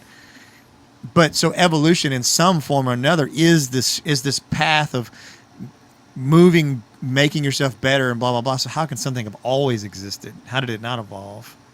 And how does it start in the first place? Can we even answer those questions? I don't know. I don't know if we could even understand how to answer those questions. No, I don't think we. Honestly, I don't think we can. You guys just blew my mind just now. The way I'm thinking about this. What do you think? Go ahead. Well, no, like just this infinite stream of there is no beginning, no end, like you said, because it's just. God's creating subordinate beings, creating gods, creating subordinate beings. But how does it not have a beginning, though? How does it? it's like that screensaver that just keeps bubbling up. Because but that screensaver started. Because I know, beginning but like, is where? Somebody wrote the code. because the beginning is a concept. It's a concept that we have, just like we were talking about communication. That may not be a concept that you could ever communicate to an animal, right? Beginning. It may be. But if that's correct, then maybe that's a beginning for us is that we only see it as it's a constraint. A real concept. It's a constraint that we put on ourselves. But other beings, whatever, they don't have that concept maybe. So that's why it's hard for us to see what they mean by that. Is because we understand what beginning is. We made up beginning so that we could understand how to stop something. We know how to stop it because we know how it started. Maybe we made that concept up, and that's not a real thing to higher beings. Does that make sense? Yeah, just like you were saying earlier about the electron. I really gotta pee. You know, you were saying at some point they're like, well, why does the electron weigh this weight? Right, and you're just like, it just does. Yeah, it just does. Well, we're that's how we are with like the beginning. Like it just has to have a fucking beginning. It started. Yeah. So what happened? A little Big Bang. Big Bang. But I mean, but I think what Ben was saying is that like the transcendental being that created us doesn't know a beginning, and we can't conceive of that. We cannot relate to that at all because we came from a beginning. I can see how man, I don't know. It's hard to even put these kind of thoughts into words because it's just like a logic loop. It is. Well, there is no beginning. Yeah, but how did it start? That's you know what I mean? But because it's always been going. We're like on the edge of the matrix right now, and, and it's tricking us to go back. Right. There is no beginning. Well, then, is there an end? No, there is no beginning. There is no end. Well, then, I don't know. It's just we're like Eddie Bravo at the ice wall. Ice wall. What's beyond the ice wall? I don't know, Eddie. Keep going. It's just ice wall. Maybe you go over the wall and you keep going and then you hit another wall, but there's a lot of earth between there, and then you go over that wall and there's another wall. You know what I'm saying? Yeah. And then there's another earth, and there's another wall, and there's another earth, and there's another wall. It's just a wall after a wall, but you never get back to that original one unless you go back that way, because it can't, because it's flat. Yeah. You just got to keep going linearly. You can turn around and go back over that wall. You know what I'm saying? That's the only way to get back to Earth. Or you can create a wormhole to Earth number 1, which just shoots straight through all the walls. I think these eternal questions are just like you said. It's just like a conscious loop where that's what I mean. They're a logic loop. You can't figure it out. And you're just like you started position A, you move to position B, and then you get on this train, and then all of a sudden you're back at A. It's like fucking Groundhog Day. Right. I'm glad I have all my fingers. But go ahead. No shit, Groundhog Day, yeah. What? Huh? I don't know. I just saw the way he was talking. He put his finger up, and I started thinking, that is fucking awesome. I have all my fingers. Yeah. Well. Yeah. Because I have cool. all mine too. Right. Yeah. I got all mine. I'm seeing shit right. That's fucking, awesome. Do y'all have grappler's hands yet? I know that. Oh yeah, for sure. Dude. Yeah, you got this nail right here is. Not yet. I would say I haven't gotten it yet. I think I have the joints that I feel it. My most noticeable one. Oh yeah, look at that. That knot on the top of your fingers. Is that what you're talking about? Yeah, and then the fingernail itself. I'll turn it back over. Yeah. Mine do that. They ripple. I thought that was normal. Oh, this top right here. Yeah. See, I have. Look at this finger. Compare that with this right here. Yeah, you're talking about the joints on the side. Yeah, Yeah. I remember when this one tore. It sounded like somebody separated Velcro. Oh, right God. back. It was like somebody rolled over on it and went. It sounded like somebody ripped Velcro apart, and I was like, "Ooh, man!" It bruised up, and then when it healed, now it looks like I got a fucking marble underneath my knuckle or something. That's what Coach said happened to him the other day. He said his hand it was forward, and his shoulder got pushed back somehow, and he said he didn't say Velcro, but the noise he described would have sounded like Velcro. And man, that's the popping. And it's like, oh God, that's why I've been trying to beat. Was that Thursday? Yeah, that was the one that was rolling with him, dude. What happened? Is he hurt? Physically, what position? Do you have any idea? So you know how we were going over the where you take the arm and you put it around the neck and technical mount, a gift wrap or gift whatever. wrap, yeah. right? And then you take wrap it back. move. Well, I was trying to do the gift wrap move, and then his other arm became available, so I grabbed the wrist and I pinned it down, and I was trying to transition as I was transitioning, like that was basically the hand that I had posted as well as keeping his arm pinned, and his arm was extended out, and then he kind of like exploded.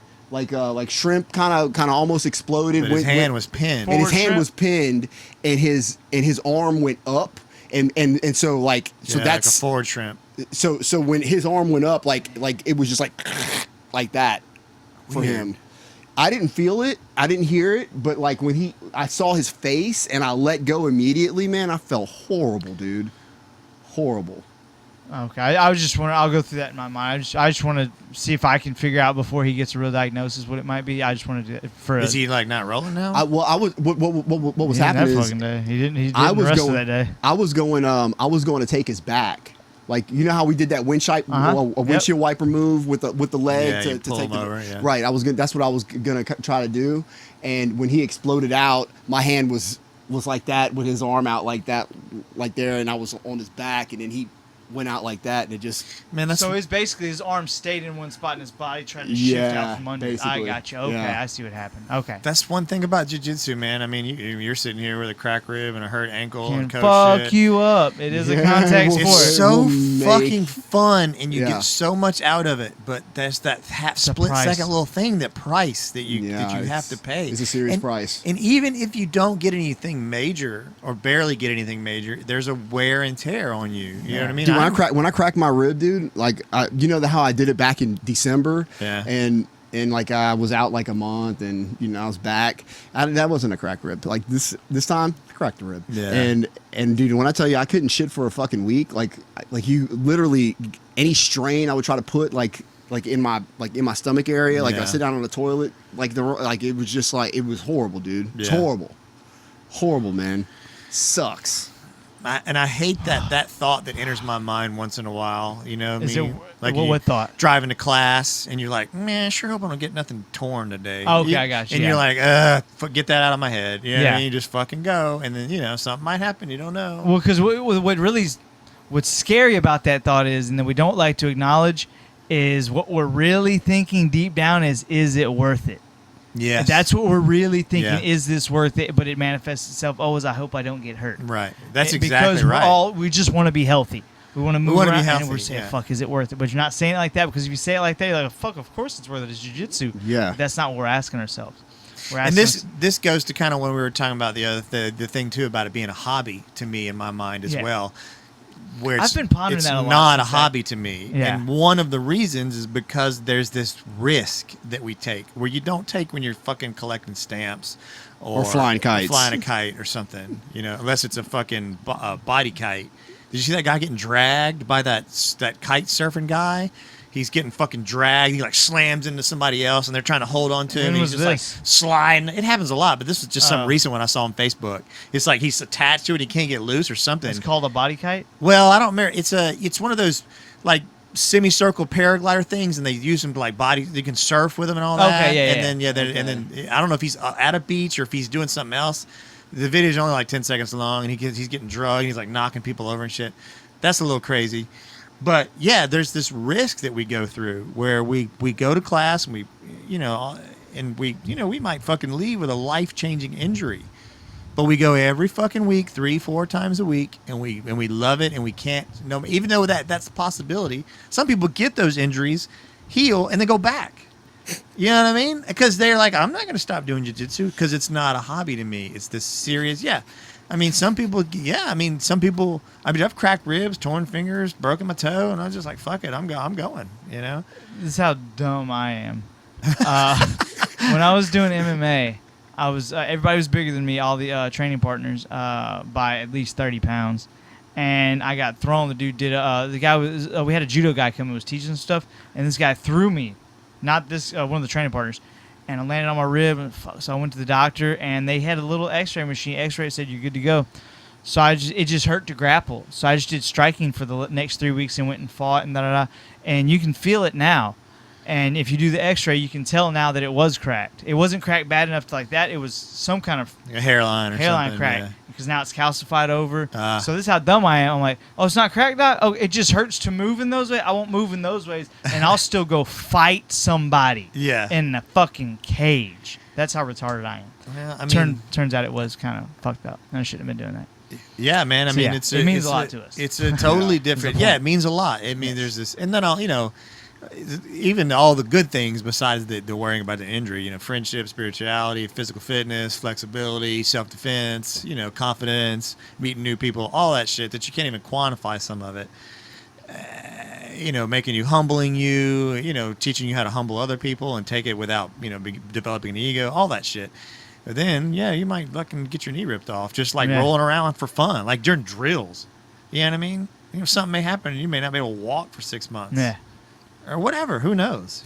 Are you going to be pissed off when the first guy walks through the door that's never put a gi on before, but just got the Neuralink upgrade, and he's a third degree black belt like in Matrix, Brazilian Jiu-Jitsu? When he goes, really. I know Kung Fu. And you're like, you've been doing this for 12 years, 15 years, and this kid walks in the first day and just starts ripping people's legs off. I will be mad if he starts hurting people. Yeah, if he starts hurting people, I'll be like, I'm not mad at the fact that he's a black belt. Think about the kind of person that's going to probably do this. Yeah, it's just somebody that was not like, going to be somebody that's been humbled. No. Not going to be somebody who's had to put themselves through the fire like we have. And or like everybody who does Brazilian Jiu-Jitsu. We're not special. Or any, serious. We were talking about like this is another thing Ben said it, I think, is like surfing a hobby. You know what I mean? If you're surfing a 35-foot wave with sharks, jellyfish, and you could fucking drown, get mangled on coral. You're 400 yards from the beach. You got to be in incredible shape. And some of these people have been doing it since they were toddlers, basically, and it's like they can't see themselves not being able to surf, and it could potentially kill them in many different ways. Is that a hobby? Is rock climbing a hobby? Because you talk to these people, you meet a surfer, like a legit surfer, Laird Hamilton, whoever, and they're a different person. They have a lifestyle built around this thing they do. So, like he's saying, there's no way that's a hobby to them. There's no way that dude goes and says, "No, I'm done surfing. I'm gonna go get a job." Because that's his life. Well, how about the guy who comes from the job who just got the upgraded Neuralink, and he can surf on the same level as that guy? Well, I'm not going to be doesn't pissed have the off life at experience. Him. Yeah, because I think the experience not the same guy. No, for sure not the same guy. No. Dangerous society. Technically, he can do some of the same things. Yes. Just like the Neuralink, coming to the jiu-jitsu, technically you can do a lot of the same things. You might be able to give them enough information to troubleshoot, because we can do that. We can teach troubleshooting, and that's what being a higher belt is. That's what we can break a higher belt down to: better troubleshooting skills. If we want to say just skills, what if you tell a white belt, there's a difference between white, blue, purple, brown, and black. Is if we want to look at it, is what you're going to know more. The big difference is the troubleshooting skills. As a purple belt, it's better than a blue belt. It's better than a white belt. Yeah. Their troubleshooting skills. So they will be able to have those, but they don't have the overall. Their life isn't adapt to it. No, it's just it hasn't had an impact on their life. Yeah, it's nothing compared to what we get out of it. So no, to answer his question, I'm not mad at that dude for being a black belt like some people would. I'd be mad. I'd be super pissed off if he came in and started hurting people. If he got a Neuralink, now he's 3rd degree and he's hurting people. He's beating the shit out of that's people. Fucking Can't bullshit. Stop him or whatever. Yeah. Well, I would actually talk to the guy and say, that's great that you physically can do these things, but you've missed out on so much, man. You've missed out on, and that's why we call it your journey in jiu-jitsu. That's why we use those words. And some people looking on the outside probably think it's cheesy or whatever, but it really is a journey.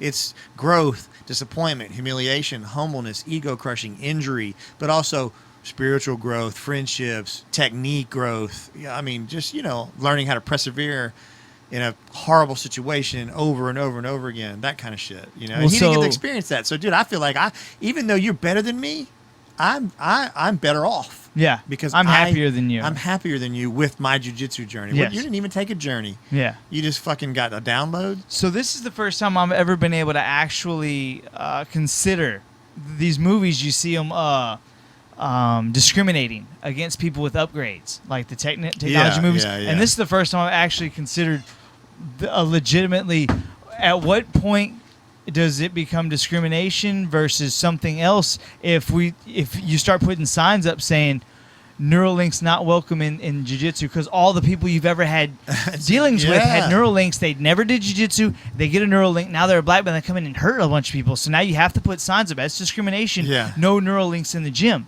That's the first time I've been able to actually consider discrimination via technology. And jiu-jitsu is a weird one, because if it were a Neuralink that made you a rock climber, I mean, you're not really going to hurt anybody else potentially. You couldn't damage somebody. But this is Mortal Kombat. We're grappling to the death or to the broken bone or whatever, and then to the death. Yeah. So they could potentially hurt somebody seriously. Now they not only. I mean, now if you put this Neuralink in somebody who, how would it work if you put this Neuralink into somebody who's just been sitting on a couch eating donuts for 25 years? And they're in their mid-30s, and they're 70, 80, 100 pounds overweight. Their cardio sucks. Their heart would explode. Well, that may be a good thing, because it'd be awesome if the heart exploded. Oh, we're done with them. But maybe that would give them the motivation, the being comfortable. Yeah, there's a great. Fuck me. So now I'm fat, overweight. I really need to do something. And I can get this Neuralink of how to rock climb, how to do jiu-jitsu. You pick your poison.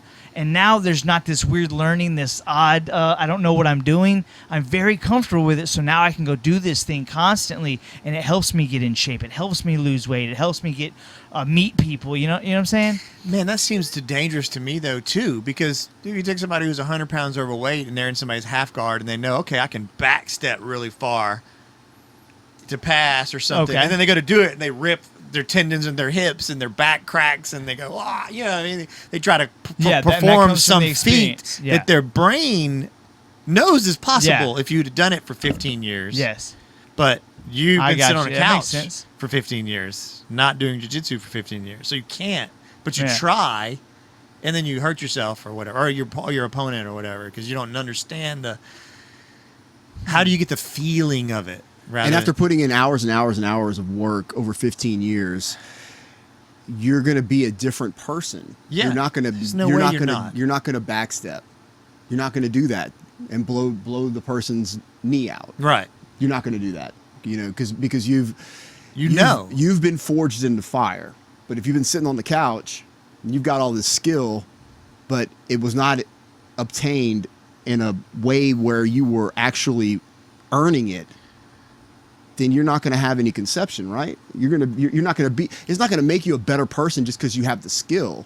Yeah. But acquiring the skill over long periods of time makes you a better person. Yeah. Yeah. It makes you. Yeah. I mean. So the types of people that are going to be going out there and getting these Neuralink upgrades, I mean, that's going to really be a scary situation for all of us who aren't doing that and who are going to choose not to do that. Because I don't know that they're going to be of the same character. Oh, they're not.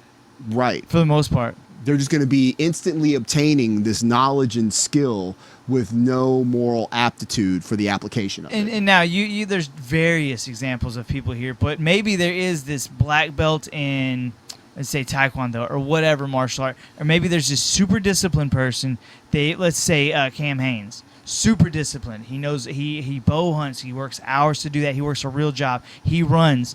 Now he's got this work ethic, and he's super disciplined. Now he can uplink, and he has a life understanding of not. He'd be better at it than the guy off the couch. He would, right? But I think he would still understand. Like, you know what? I do all this shit. I've always wanted to be a black belt in Brazilian Jiu-Jitsu. I just don't have the time. Okay, and I know I'm missing out on this huge journey and this understanding and the injury and the camaraderie and the all that stuff that makes it a lifestyle. But I still just want to fucking know how to take somebody's back and choke them. So I'm going to get this thing. But he knows, because I before I got this uplink, I run a marathon a day. I bow hunt.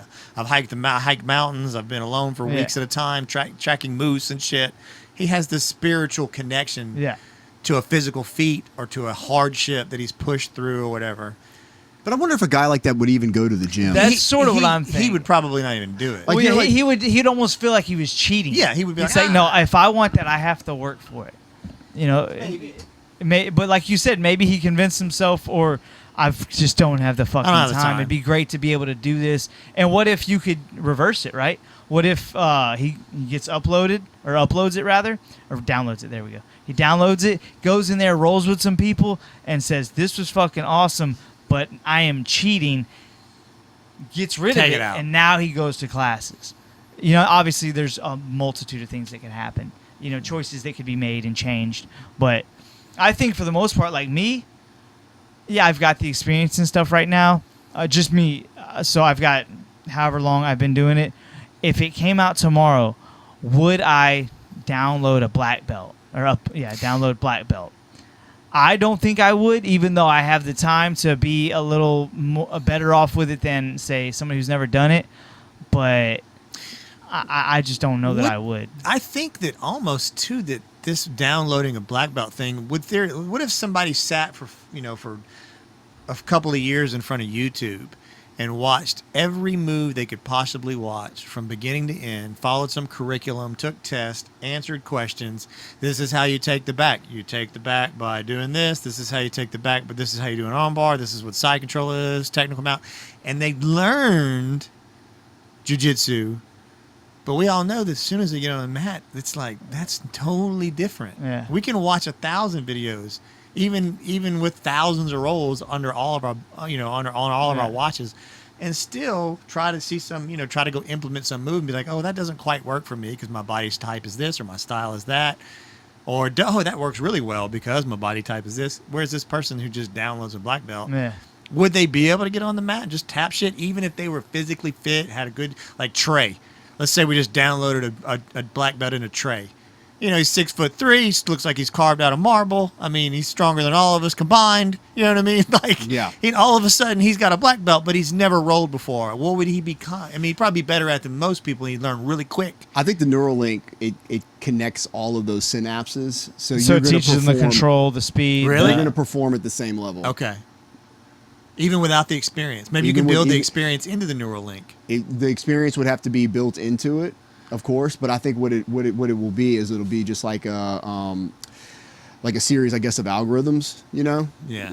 Where it'll just takes this input so it'd from be some part of your enough body to survive. Yeah. Enough not to survive. That's wrong. You can't give every scenario or every algorithm. You just can't, because we can't think of that many. But they can give enough to where you have a solid ass base to where if you come across something, unless it's the very, very, very first time you roll, you're building these experience and you have a lot to build upon. The Qtrit quantum computer could, though. That's what I was thinking. Qtrit? I wonder how many. The Qtrit. Qtrit. I wonder how many 0, 1, 2, 3, 4. How many does God use, right? If we're on 2. I'm 0, 1, I'm 2. amazed by the qubit quantum computer. I mean, like, and now they made a Qtrit, and it's just like, wow, how far are they? So that's 3 bits, like a Q infinite quantum 0, 1, computer. 2, 0, 1, 2, yep. And it can do all the super, like you said, all superimposition the plus 0, 1, and 2. Right. Yeah.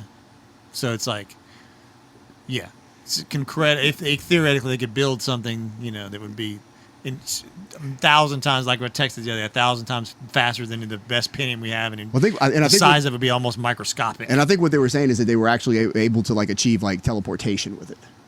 See, I don't understand how does that leap happen? How does just the ability to calculate faster make something like the ability to make material disappear? I don't understand. Neither. I don't understand how that's. Maybe are you just saying they could figure it out, or are you saying no, that this thing actually makes material disappear? Well, so I was reading a book. I talked about this the other day. Just a little bit in the text. The Neanderthal parallax. So they didn't. Maybe I'm too dumb to understand what I was reading. Yes, but it's just it's fiction. I'm fucking moron. But they use quantum computing. They use the dark matter and stuff like that. And once again, I can't remember all of it. It's been a while. To open up sort of like this wormhole, that's the wrong way to put it, but so at some point we split off from Neanderthals back then, and they died off, obviously, and then we survived. But what they did in the book was they found one where a time, because every decision we make creates a new fractal universe, right? So there's one where we're not talking about this. That's going on now in this other direction. Yeah. Now there's another one right now. So they went to the universe or whatever where the Neanderthals lived and the humans died off. And they had created sort of quantum computing as well, and that's why they could go back and forth. But they were using that, and it didn't. I don't know if it didn't explain it well enough or at all. Maybe you just had to assume just it's magic. But I've never been given a good explanation of how faster leads to time travel or changing space. I think it's just the fact that you can make matter exist, not exist, and then both things at the same time. You talking about because of the superimposition itself, the way it's computing. So it's basically Ben's face right now. Let's all we need a camera. Well, and look, I'm about to go. That'd be a great picture. I'm about to go way off the reservation, but let's talk about electrons for a second, okay? So the theory of like an electron cloud around an atom, and this is the most basic, fundamental way that I know how to talk about it.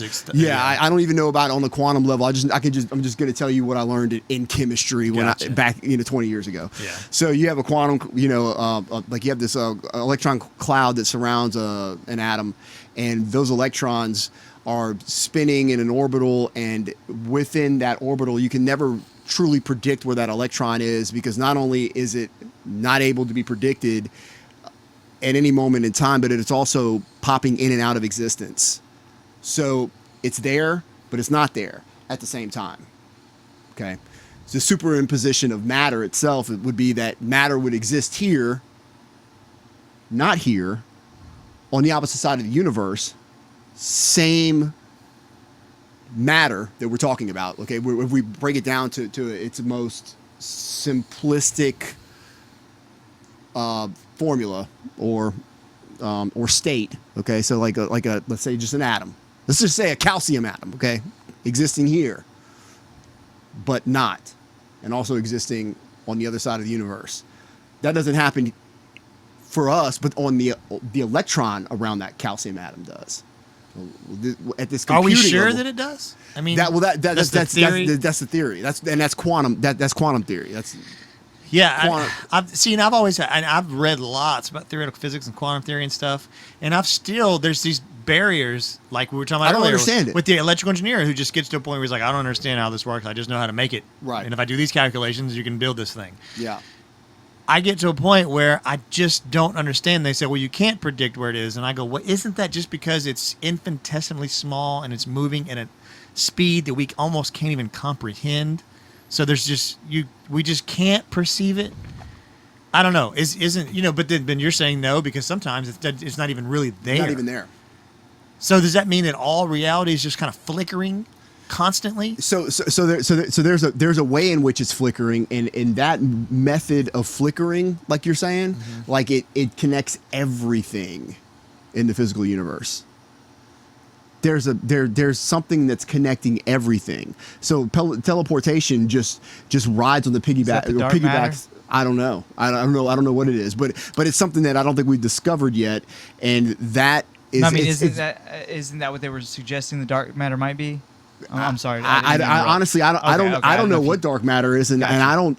I mean, do they know what dark matter is? They can't even necessarily isolate it. They just know that through calculations, there's something that they don't necessarily know what this is. It's That's there, but cool. it's there, and they're accounting for it. And what's crazy is Barrett and I were talking about this the other day. Like all of the physical constants that we think about. Oh yeah. Like the speed of light, or like the weight of electron. The weight of electron. Any of that shit. Like when you look at empirical data in an almanac for these constants, they've varied since they've been discovered. There's never like a uniform constant. It's constantly changing. That's the constant. It may be the same out to like 7 decimal places, but then it's not. It's not. Yeah. It's changing. So these things that these constructs that we've created for our present reality, they're based on formulas that are That shit blew my mind when we started talking about that. Because you always think of close enough. Speed of light. The speed of light is this speed, and it doesn't change. Electrons weigh this much. They don't change. Protons Ai do contraire, this. mon frere. But they're all like a wave function, possibly, right. or some, just some sine wave function, or anything, and it change value, even though it's just a tiny little bit. It's still changing value. It's still changing. So reality isn't this set thing. It's just this moving thing. Yeah. It's a moving target. Yeah. Or maybe that accounts for, and this we started talking about. Oh, and this was interesting. We started talking about ghost and a few other things. Maybe that's what it accounts for. And then literally while we were talking about that, a tool jumped out of my toolbox. We weren't in there to see it, but we heard this clang. And Phillip goes, "What was that?" I was like, "I don't fucking know." So he walks in there, and there's a multi-tool, or no, it was my Allen wrenches. I have these Allen wrenches, and there was like 20 of them all folded up in a little thing, and it weighs like 1.5 pounds or 2 pounds if you really it's heavy, and it was just on the floor, and it was in my toolbox on the counter before. And Phillip was like, hey, your tools are jumping out of your toolbox. I was like, right when we were talking about ghosts, this 1.5 pound tool jumped out of your toolbox. And we were like, what the fuck? We just kind of wrote it off and went back to talking about it. We were like, about that. Yeah, remember that? It was insane. At that point. We were just like, whatever. We weren't in here, so we don't fucking know what happened. Maybe it was precariously balanced on the edge. And dude, I had totally forgotten about this until you just mentioned it just now. I told myself, obviously, in the moment, like, well, let's not forget, let's not remember this part. Let's not remember this. And you did kind of forget about it. Yeah, you're just like, okay, let's just move on from this. But so reality, unexplainable shit. Yeah, because we were just kind of like, what the? We literally looked at each other for about 5 seconds, and they were like, all right, well, let's go record some rap because we can't figure this out. We can't figure this shit out, so let's just forget about it. Who knows? We'll never know the answer. Neither one of us were in here. It fucking was in the toolbox. Now it's on the floor. We don't know. Right. Who knows? So anyway, it was a little crazy. But it blew my mind in the sense that you reading a book about Einstein or even his own work, or reading a book from Brian Greene about the reality and the nature of reality, the quantum level and all that stuff. You always think of these numbers, and even in those books, this is how much an electron weighs, but they'll have it out to like 3 or 4 decimal points. And then I always think, how the fuck do they know that? But anyway, if it changes, even if it's 50 decimal points out, and it's just one decimal point going flip, flip, flip, flip, flip, flip, flip. Sometimes it's a 3, sometimes it's a 7, sometimes it's a 4, sometimes it's a 2, sometimes it's a 1, 1, 1, 1, 1, 1, then it's a 3, then it's a 4. Man, that could mean reality is literally just shifting in and out of dimensions. It's like the flicker rate of reality. Is that flickering because it's flickering in and out of all these other universes? Or maybe the flickering is creating the other universe. It's just here because we only see it because it's flickering here the most. Or we only see it when that last decimal point's a 3. Yeah, we're only seeing it like on the visible light spectrum too, Yeah. Yeah. That's all we have to do is change the spectrum, the last if we can change that, it'll be gone. So maybe that's all they do. They just change the wavelength, the last decimal, to get us to go to that other universe, to use the dark matter or whatever it is. Yeah. And so it reminds me, they did and that's all they have to do that is measure something. That's why they say whenever you observe something, it changes. Yeah. So well, one of the coolest explanations I ever heard about trying to visualize when they measure something, it changes. It was actually, I think Neil deGrasse or whatever Tyson was on Joe Rogan's podcast a couple of years ago, and he was like, well, we don't really know, but here's one explanation. He was saying that like it's kind of like if a penny falls between the cushions of your car seat and you try to reach to grab the penny, and as you push on the car seats to open your fingers to grab it, it loosens a little bit of the pressure, so the penny slides away more. And then you open your fingers up, and then so the penny slides away more. So it's just kind of a limitation of our technology and the way we have to measure it that causes it to change. And I was like, wow, that's a neat visual representation. You're grasping at it, and as just the physical force of you going after it is changing it. It's changing it because it's so infinitesimally small, and there's all these, that is a great analogy. It was an interesting analogy to me, and also too, the reality fluctuating or flickering or whatever makes me think of I flew RC planes for a long time, and for most of the history of the hobby, especially once it was really developed, they used 72 megahertz. That's the air frequency. And it'll be like 72.4321, and that's channel 1. And then 72.4326, and that's channel 2. And then 73.439, and that's channel 3. And there's 50 channels. So if me and you and Phil go to the flying field to fly our RC planes for the day, I'm on channel 17, you're on 4, you're on 3. That's what your radio says. So you go to the control station and you grab a clip that says 4 or whatever, you stick it on your on your antenna so that somebody else shows up with a plane and they're on channel 4 or whatever. They don't turn on their remote and then your plane crashes down or flies into somebody and hurts somebody or whatever. So they can't take control of your aircraft. Well, then they developed this spread spectrum stuff, which phones and stuff have had since like the 90s, where they all use the same frequency, but the receiver and the transmitter lock together and they're moving through the same frequencies. They're just going, through the frequencies really quickly. And then you come to the flying field and you turn on your transmitter and your receiver and they lock together and they move it. So the chances of them ever being on the same frequency is almost impossible theoretically. But then you go to a gigantic flying field event where there's 100 pilots or 200 pilots or 300 pilots. And occasionally those things sync together and it causes a crash.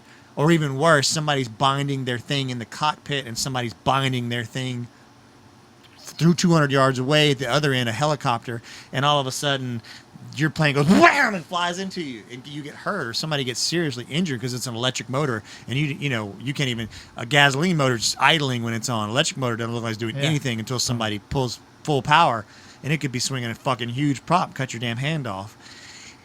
So it reminds me of maybe all the fluctuating reality. Not reminds me, it makes me think that maybe fluctuating reality, occasionally some things get synced that aren't supposed to get synced. You need them just for a fraction of a second, and that's when a ghost pops up, or some weird thing we see, or what's that orb over there, or did something just touch me? You know what I mean? It's weird shit like that, or even something maybe even bigger. It's maybe enough things sync together to fracture reality, and it sends this whole off into some place where we never would have gone before. Well, we can't really detect it. So it's just happening in the background. Anyway, all that shit occurred to me in like 3 seconds after he said that reality fluctuates. And my mind just raced for like, it was just like, boom, it just blew up. Like, That's what? cool. And then the thing jumped out of the toolbox and we left it alone for a while. So I don't know, man. It's interesting. Who was the guy that you said was talking about, you mentioned an author or physicist or something that had challenged, I don't remember his name. I wish I could give credit. I don't even remember what I was reading. Some Italian guy or something, maybe? I'm going to have to go in about 8 minutes. Fuck you, man. I know, man. I hate Fuck it. you, man. Yeah, No, it's okay. We've been Italian going for guy. 2 hours and 5 minutes. Dang. So that's fine. I'm getting hungry. I'm thirsty. Yeah. We can cut it out. Okay. Well, let's Yeah, one so more. I didn't One more wanna thing. cut anything I just short. want to mention one more thing before we break off. Okay, so,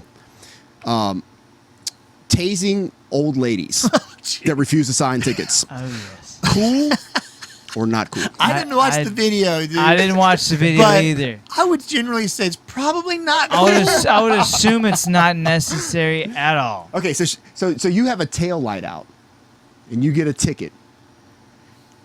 Whether you feel like it's righteous or not, and you say, you know what, I'm not gonna sign that. Cop has a body cam on that positively IDs you on camera through his, so he doesn't need you to sign something to verify that you were present in the issuance of the ticket. Okay, you can refuse to sign that ticket, and he has unequivocal evidence that situation occurred. Sure. Lady just decides. He's also I'm got not a gonna- dash cam too, and see your license plate, and you hear your voice, recording audio, recording video from multiple angles. Yeah, go ahead. So now he's going to arrest you, and you refuse to get out of your vehicle. And then he starts to physically pry himself into the vehicle. And then you say, okay, look, chill out. I'll sign the ticket. And then he tells you, oh, no, we're way past that now. Get out of the vehicle. And then you drive away. And then it's a high-speed chase. You see, I didn't know that part. Okay, and then he finally corners you. And then he pries his way into the vehicle, pulls you out. You're a 67-year-old grandma. Pulls you out of the vehicle, throws you on the ground. You're fighting. You're a 67-year-old woman. You're fighting. And then he tases you because he can't get you under control physically. This all occurred because you had a busted taillight. Now, there's two schools of thoughts in this, right? Because all you got to do is just go online and see the Coke and Pepsi arguments of this shit. Sure, yeah, I'm sure. All you got to do is comply. Just comply. Just comply. Listen to the law. He's just doing his job. Sign the ticket. Right. Yeah. Right? Okay. And then the other one is like, you tased an old lady. Yeah. Dude, you got her from 3 different camera angles, audio, video. You held your license in front of your body cam, all that shit. You pulled her over. I mean, just let her go. She doesn't show up to court. Then she's got a warrant. Or just you know like what? anybody else. You scared the shit out of her. You told her you were going to arrest her, and she's like, you know what? Okay, fine, I'll sign it. Yeah. Let's let her sign it. Just let her sign it. Do you have to go on a high-speed chase? Put other people's lives in danger? Right. Put your own life in danger? Tase the lady in the street who's belongs at, pretty close to being in a nursing home? You're going to put high voltage through this lady's heart because she didn't sign a ticket for a broken taillight? And all you got to do is comply. That's your answer to this? Like, I think that at some point in time, we have to take a step back and think, is there a better way to do this? Yeah. Is there a better way to go about this? I mean, I get it, Police are out there trying to do their job, and I respect that 100%. Of course. 100%. And if I was in that situation, I would sign the ticket. That's me. I can see both sides. I can see both sides. I can understand both sides. To a point. To a point, right. Yeah. And then whenever the threat of arrest arises and the person gives in and says, look, I'll just sign it, why not just let the person sign it? Yeah. I mean, I get it. You've got to assert your position of authority. I understand that. Okay? This is a 67-year-old lady. Could you let this one go? And this is just a question that I just wanted to pose to you guys. Well, even if it's a 20-year-old male that, dude, it's obvious. I mean, do you got to chase him down and tase him? I mean, maybe you do. I don't know. I'm not in that situation. I'm not stressed daily with that shit. Well, yeah, that's my thoughts. Is first and foremost, I appreciate police officers 100%, and I don't do that job for a bunch of reasons. Right, me neither. And so I'm not in their shoes. I don't know what it's like to deal with that on a daily basis. But my understanding is their job is to diffuse situations, right? Correct. And that's what he did. By getting that old lady to say, okay, I'll sign it, it was diffused at that point, right? But he escalated it after that. Right. Which, like I said, I don't do that job. I don't know what it entails. But he went against what he was supposed to do at that point. It doesn't matter what happens. Everything after that is wrong. He refused to de-escalate the situation. Yes, everything after that to me is wrong. Like I said, I'm not a cop. But everything after that is wrong because he didn't do his job at that point. It was de-escalated, and he said, nope, we're going to keep going with this. We're going to keep escalating it. And there's no fucking reason that an old lady should have got tased in the face unless she had his fucking gun. You know what I'm saying? Or a knife to his throat. Unless he was physically in danger. She's shooting at people, Well, yeah, I mean, you literally, instead of just going, okay, fine, sign the ticket.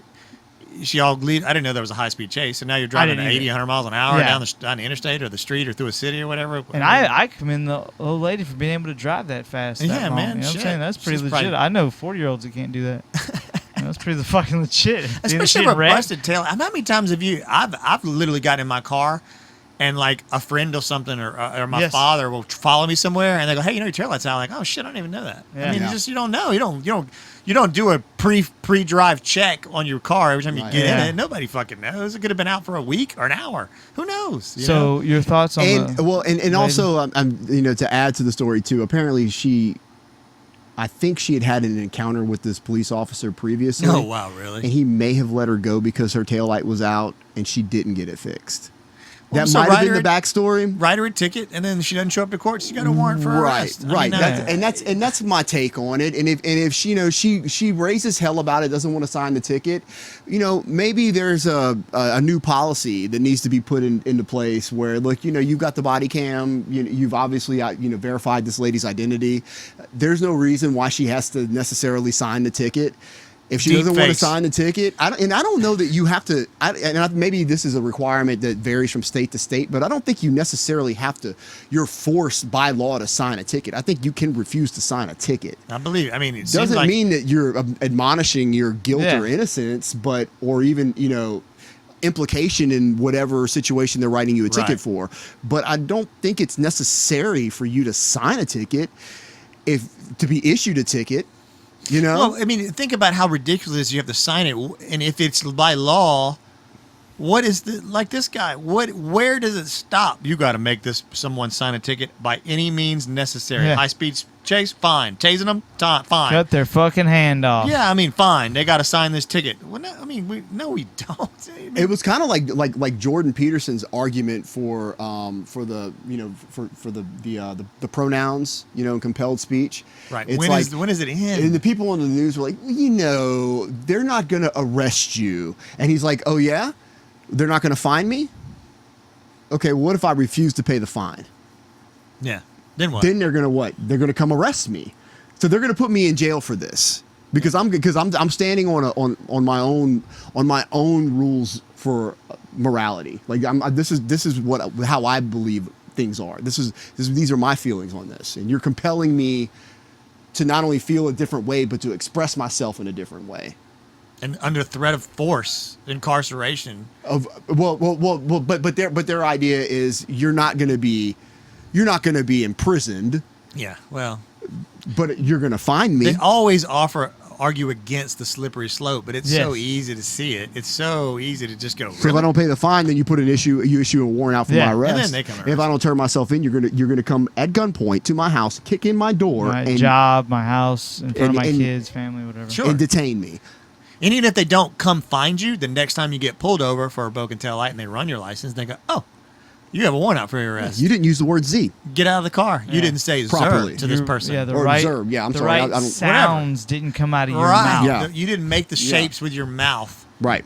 That are necessary under our new It's ways insane. of talking to It's each other. fucking That's just insane. amazing to me. The sounds didn't come out of your mouth the right way, so we're gonna put you. I'm going to in need a jail. Neuralink to keep up with the pronouns. Yeah, I'm just going man. to let you guys know You need a straight up. Neuralink. To get that We shit all- right, I mean, I'm just gonna keep making up my own. I can't even get my kids' names For right. I got everyone. 2 kids. I call one of them by the other's name all the time. All the time. You know what I'm saying? Like, Well, that's not so ridiculous, man. I mean, it's just, it's the system is building failed itself. miserably at this. Oh, I'm with you, The dude. system is building itself so that you can basically be punished for anything. Right. Somebody can just go, you did something. And then you got to defend yourself. Yeah. It's not even the innocent until proven guilty. It's no, if somebody points at you, now you have to defend yourself and convince people that they're pointing at you for the wrong thing. Or they shouldn't even be pointing in the first place because it's ridiculous. But then if you tell them they can't point, you're stomping on their fucking rights. Right. And you're, hold on, killer. I was just walking can- by. Yeah. And then when you apologize, well, then there's blood in the water. And then whenever Yeah, they that's why coming after you you. never when they apologize. apologize and Fuck say, you. "Oh, my bad," after you've been in trouble, that was the wrong person. They don't get in trouble for it. No. What the fuck? Yeah. I do love when somebody gets in trouble, air quotes, for saying something, and 99% of the people go, "I'm sorry," and then it's always worse when you apologize. It's always a And then bloodbath. somebody says something, and they go, "Fuck you, I ain't apologizing," and it goes away. Yep. I mean, it just goes away because it may linger for a little while, and they just Yeah. keep saying, "Fuck you, I'm not sorry. It's the way I feel," and Yeah. eventually it just goes away. Yeah. 'Cause It's what that are whole you going to do to this the person? attacking the weakness thing. Yeah, what are you Right. going to do Like, to oh, somebody shit, that doesn't say sorry? What are you going to do to them? Nothing. Yeah. Until there are laws where you can throw them in jail or whatever. You know? Right. Maybe that's why he kept going. That was his way of saying no. That was What'd you his talking way about? of not apologizing to the cop. The cop. You know what I'm saying? He's like, nope, this is. I'm tasing you in the face, old lady. It's gonna get better later. Shit, I didn't think. it Did was he hit her gonna in get the to that point. face with it? I have no idea. I made that No. up. no. Okay. I don't think so. Anytime someone gets tased, it's right in the always face or the In balls. the Yeah, face. yeah. In the To me, I balls. don't or in the care. face. Probably didn't hit her in the balls. We don't know though. Could have hit her. Yeah. I thought there was like body cam footage of her like with the prongs in her face. Yeah, or she's something. fucking running at you. I see that. Going down. All right, you got to go. Yeah, I'm fixing to have to go. Okay, it was fun. Ben's now Yeah, a brown dude. belt, so it's Yeah. 2/3 the Purple Shed podcast, Fuck yes. 1/3 the Brown Shed podcast. Whatever that means. I'm a third turd. Woo! All right. Thank you guys so much. Thanks, guys. It was fun. Dude, thank you, man. Yeah. All right, bro. Awesome. All right, bro. What time later? Let me write better yet before I don't want to interrupt. Just let me know when you head to your house. Okay. I'm gonna go ahead and stop it. Are we good? That's it. I'm good, man. Purple All right. Shed. Purple Shed. Yeah, man. Love y'all.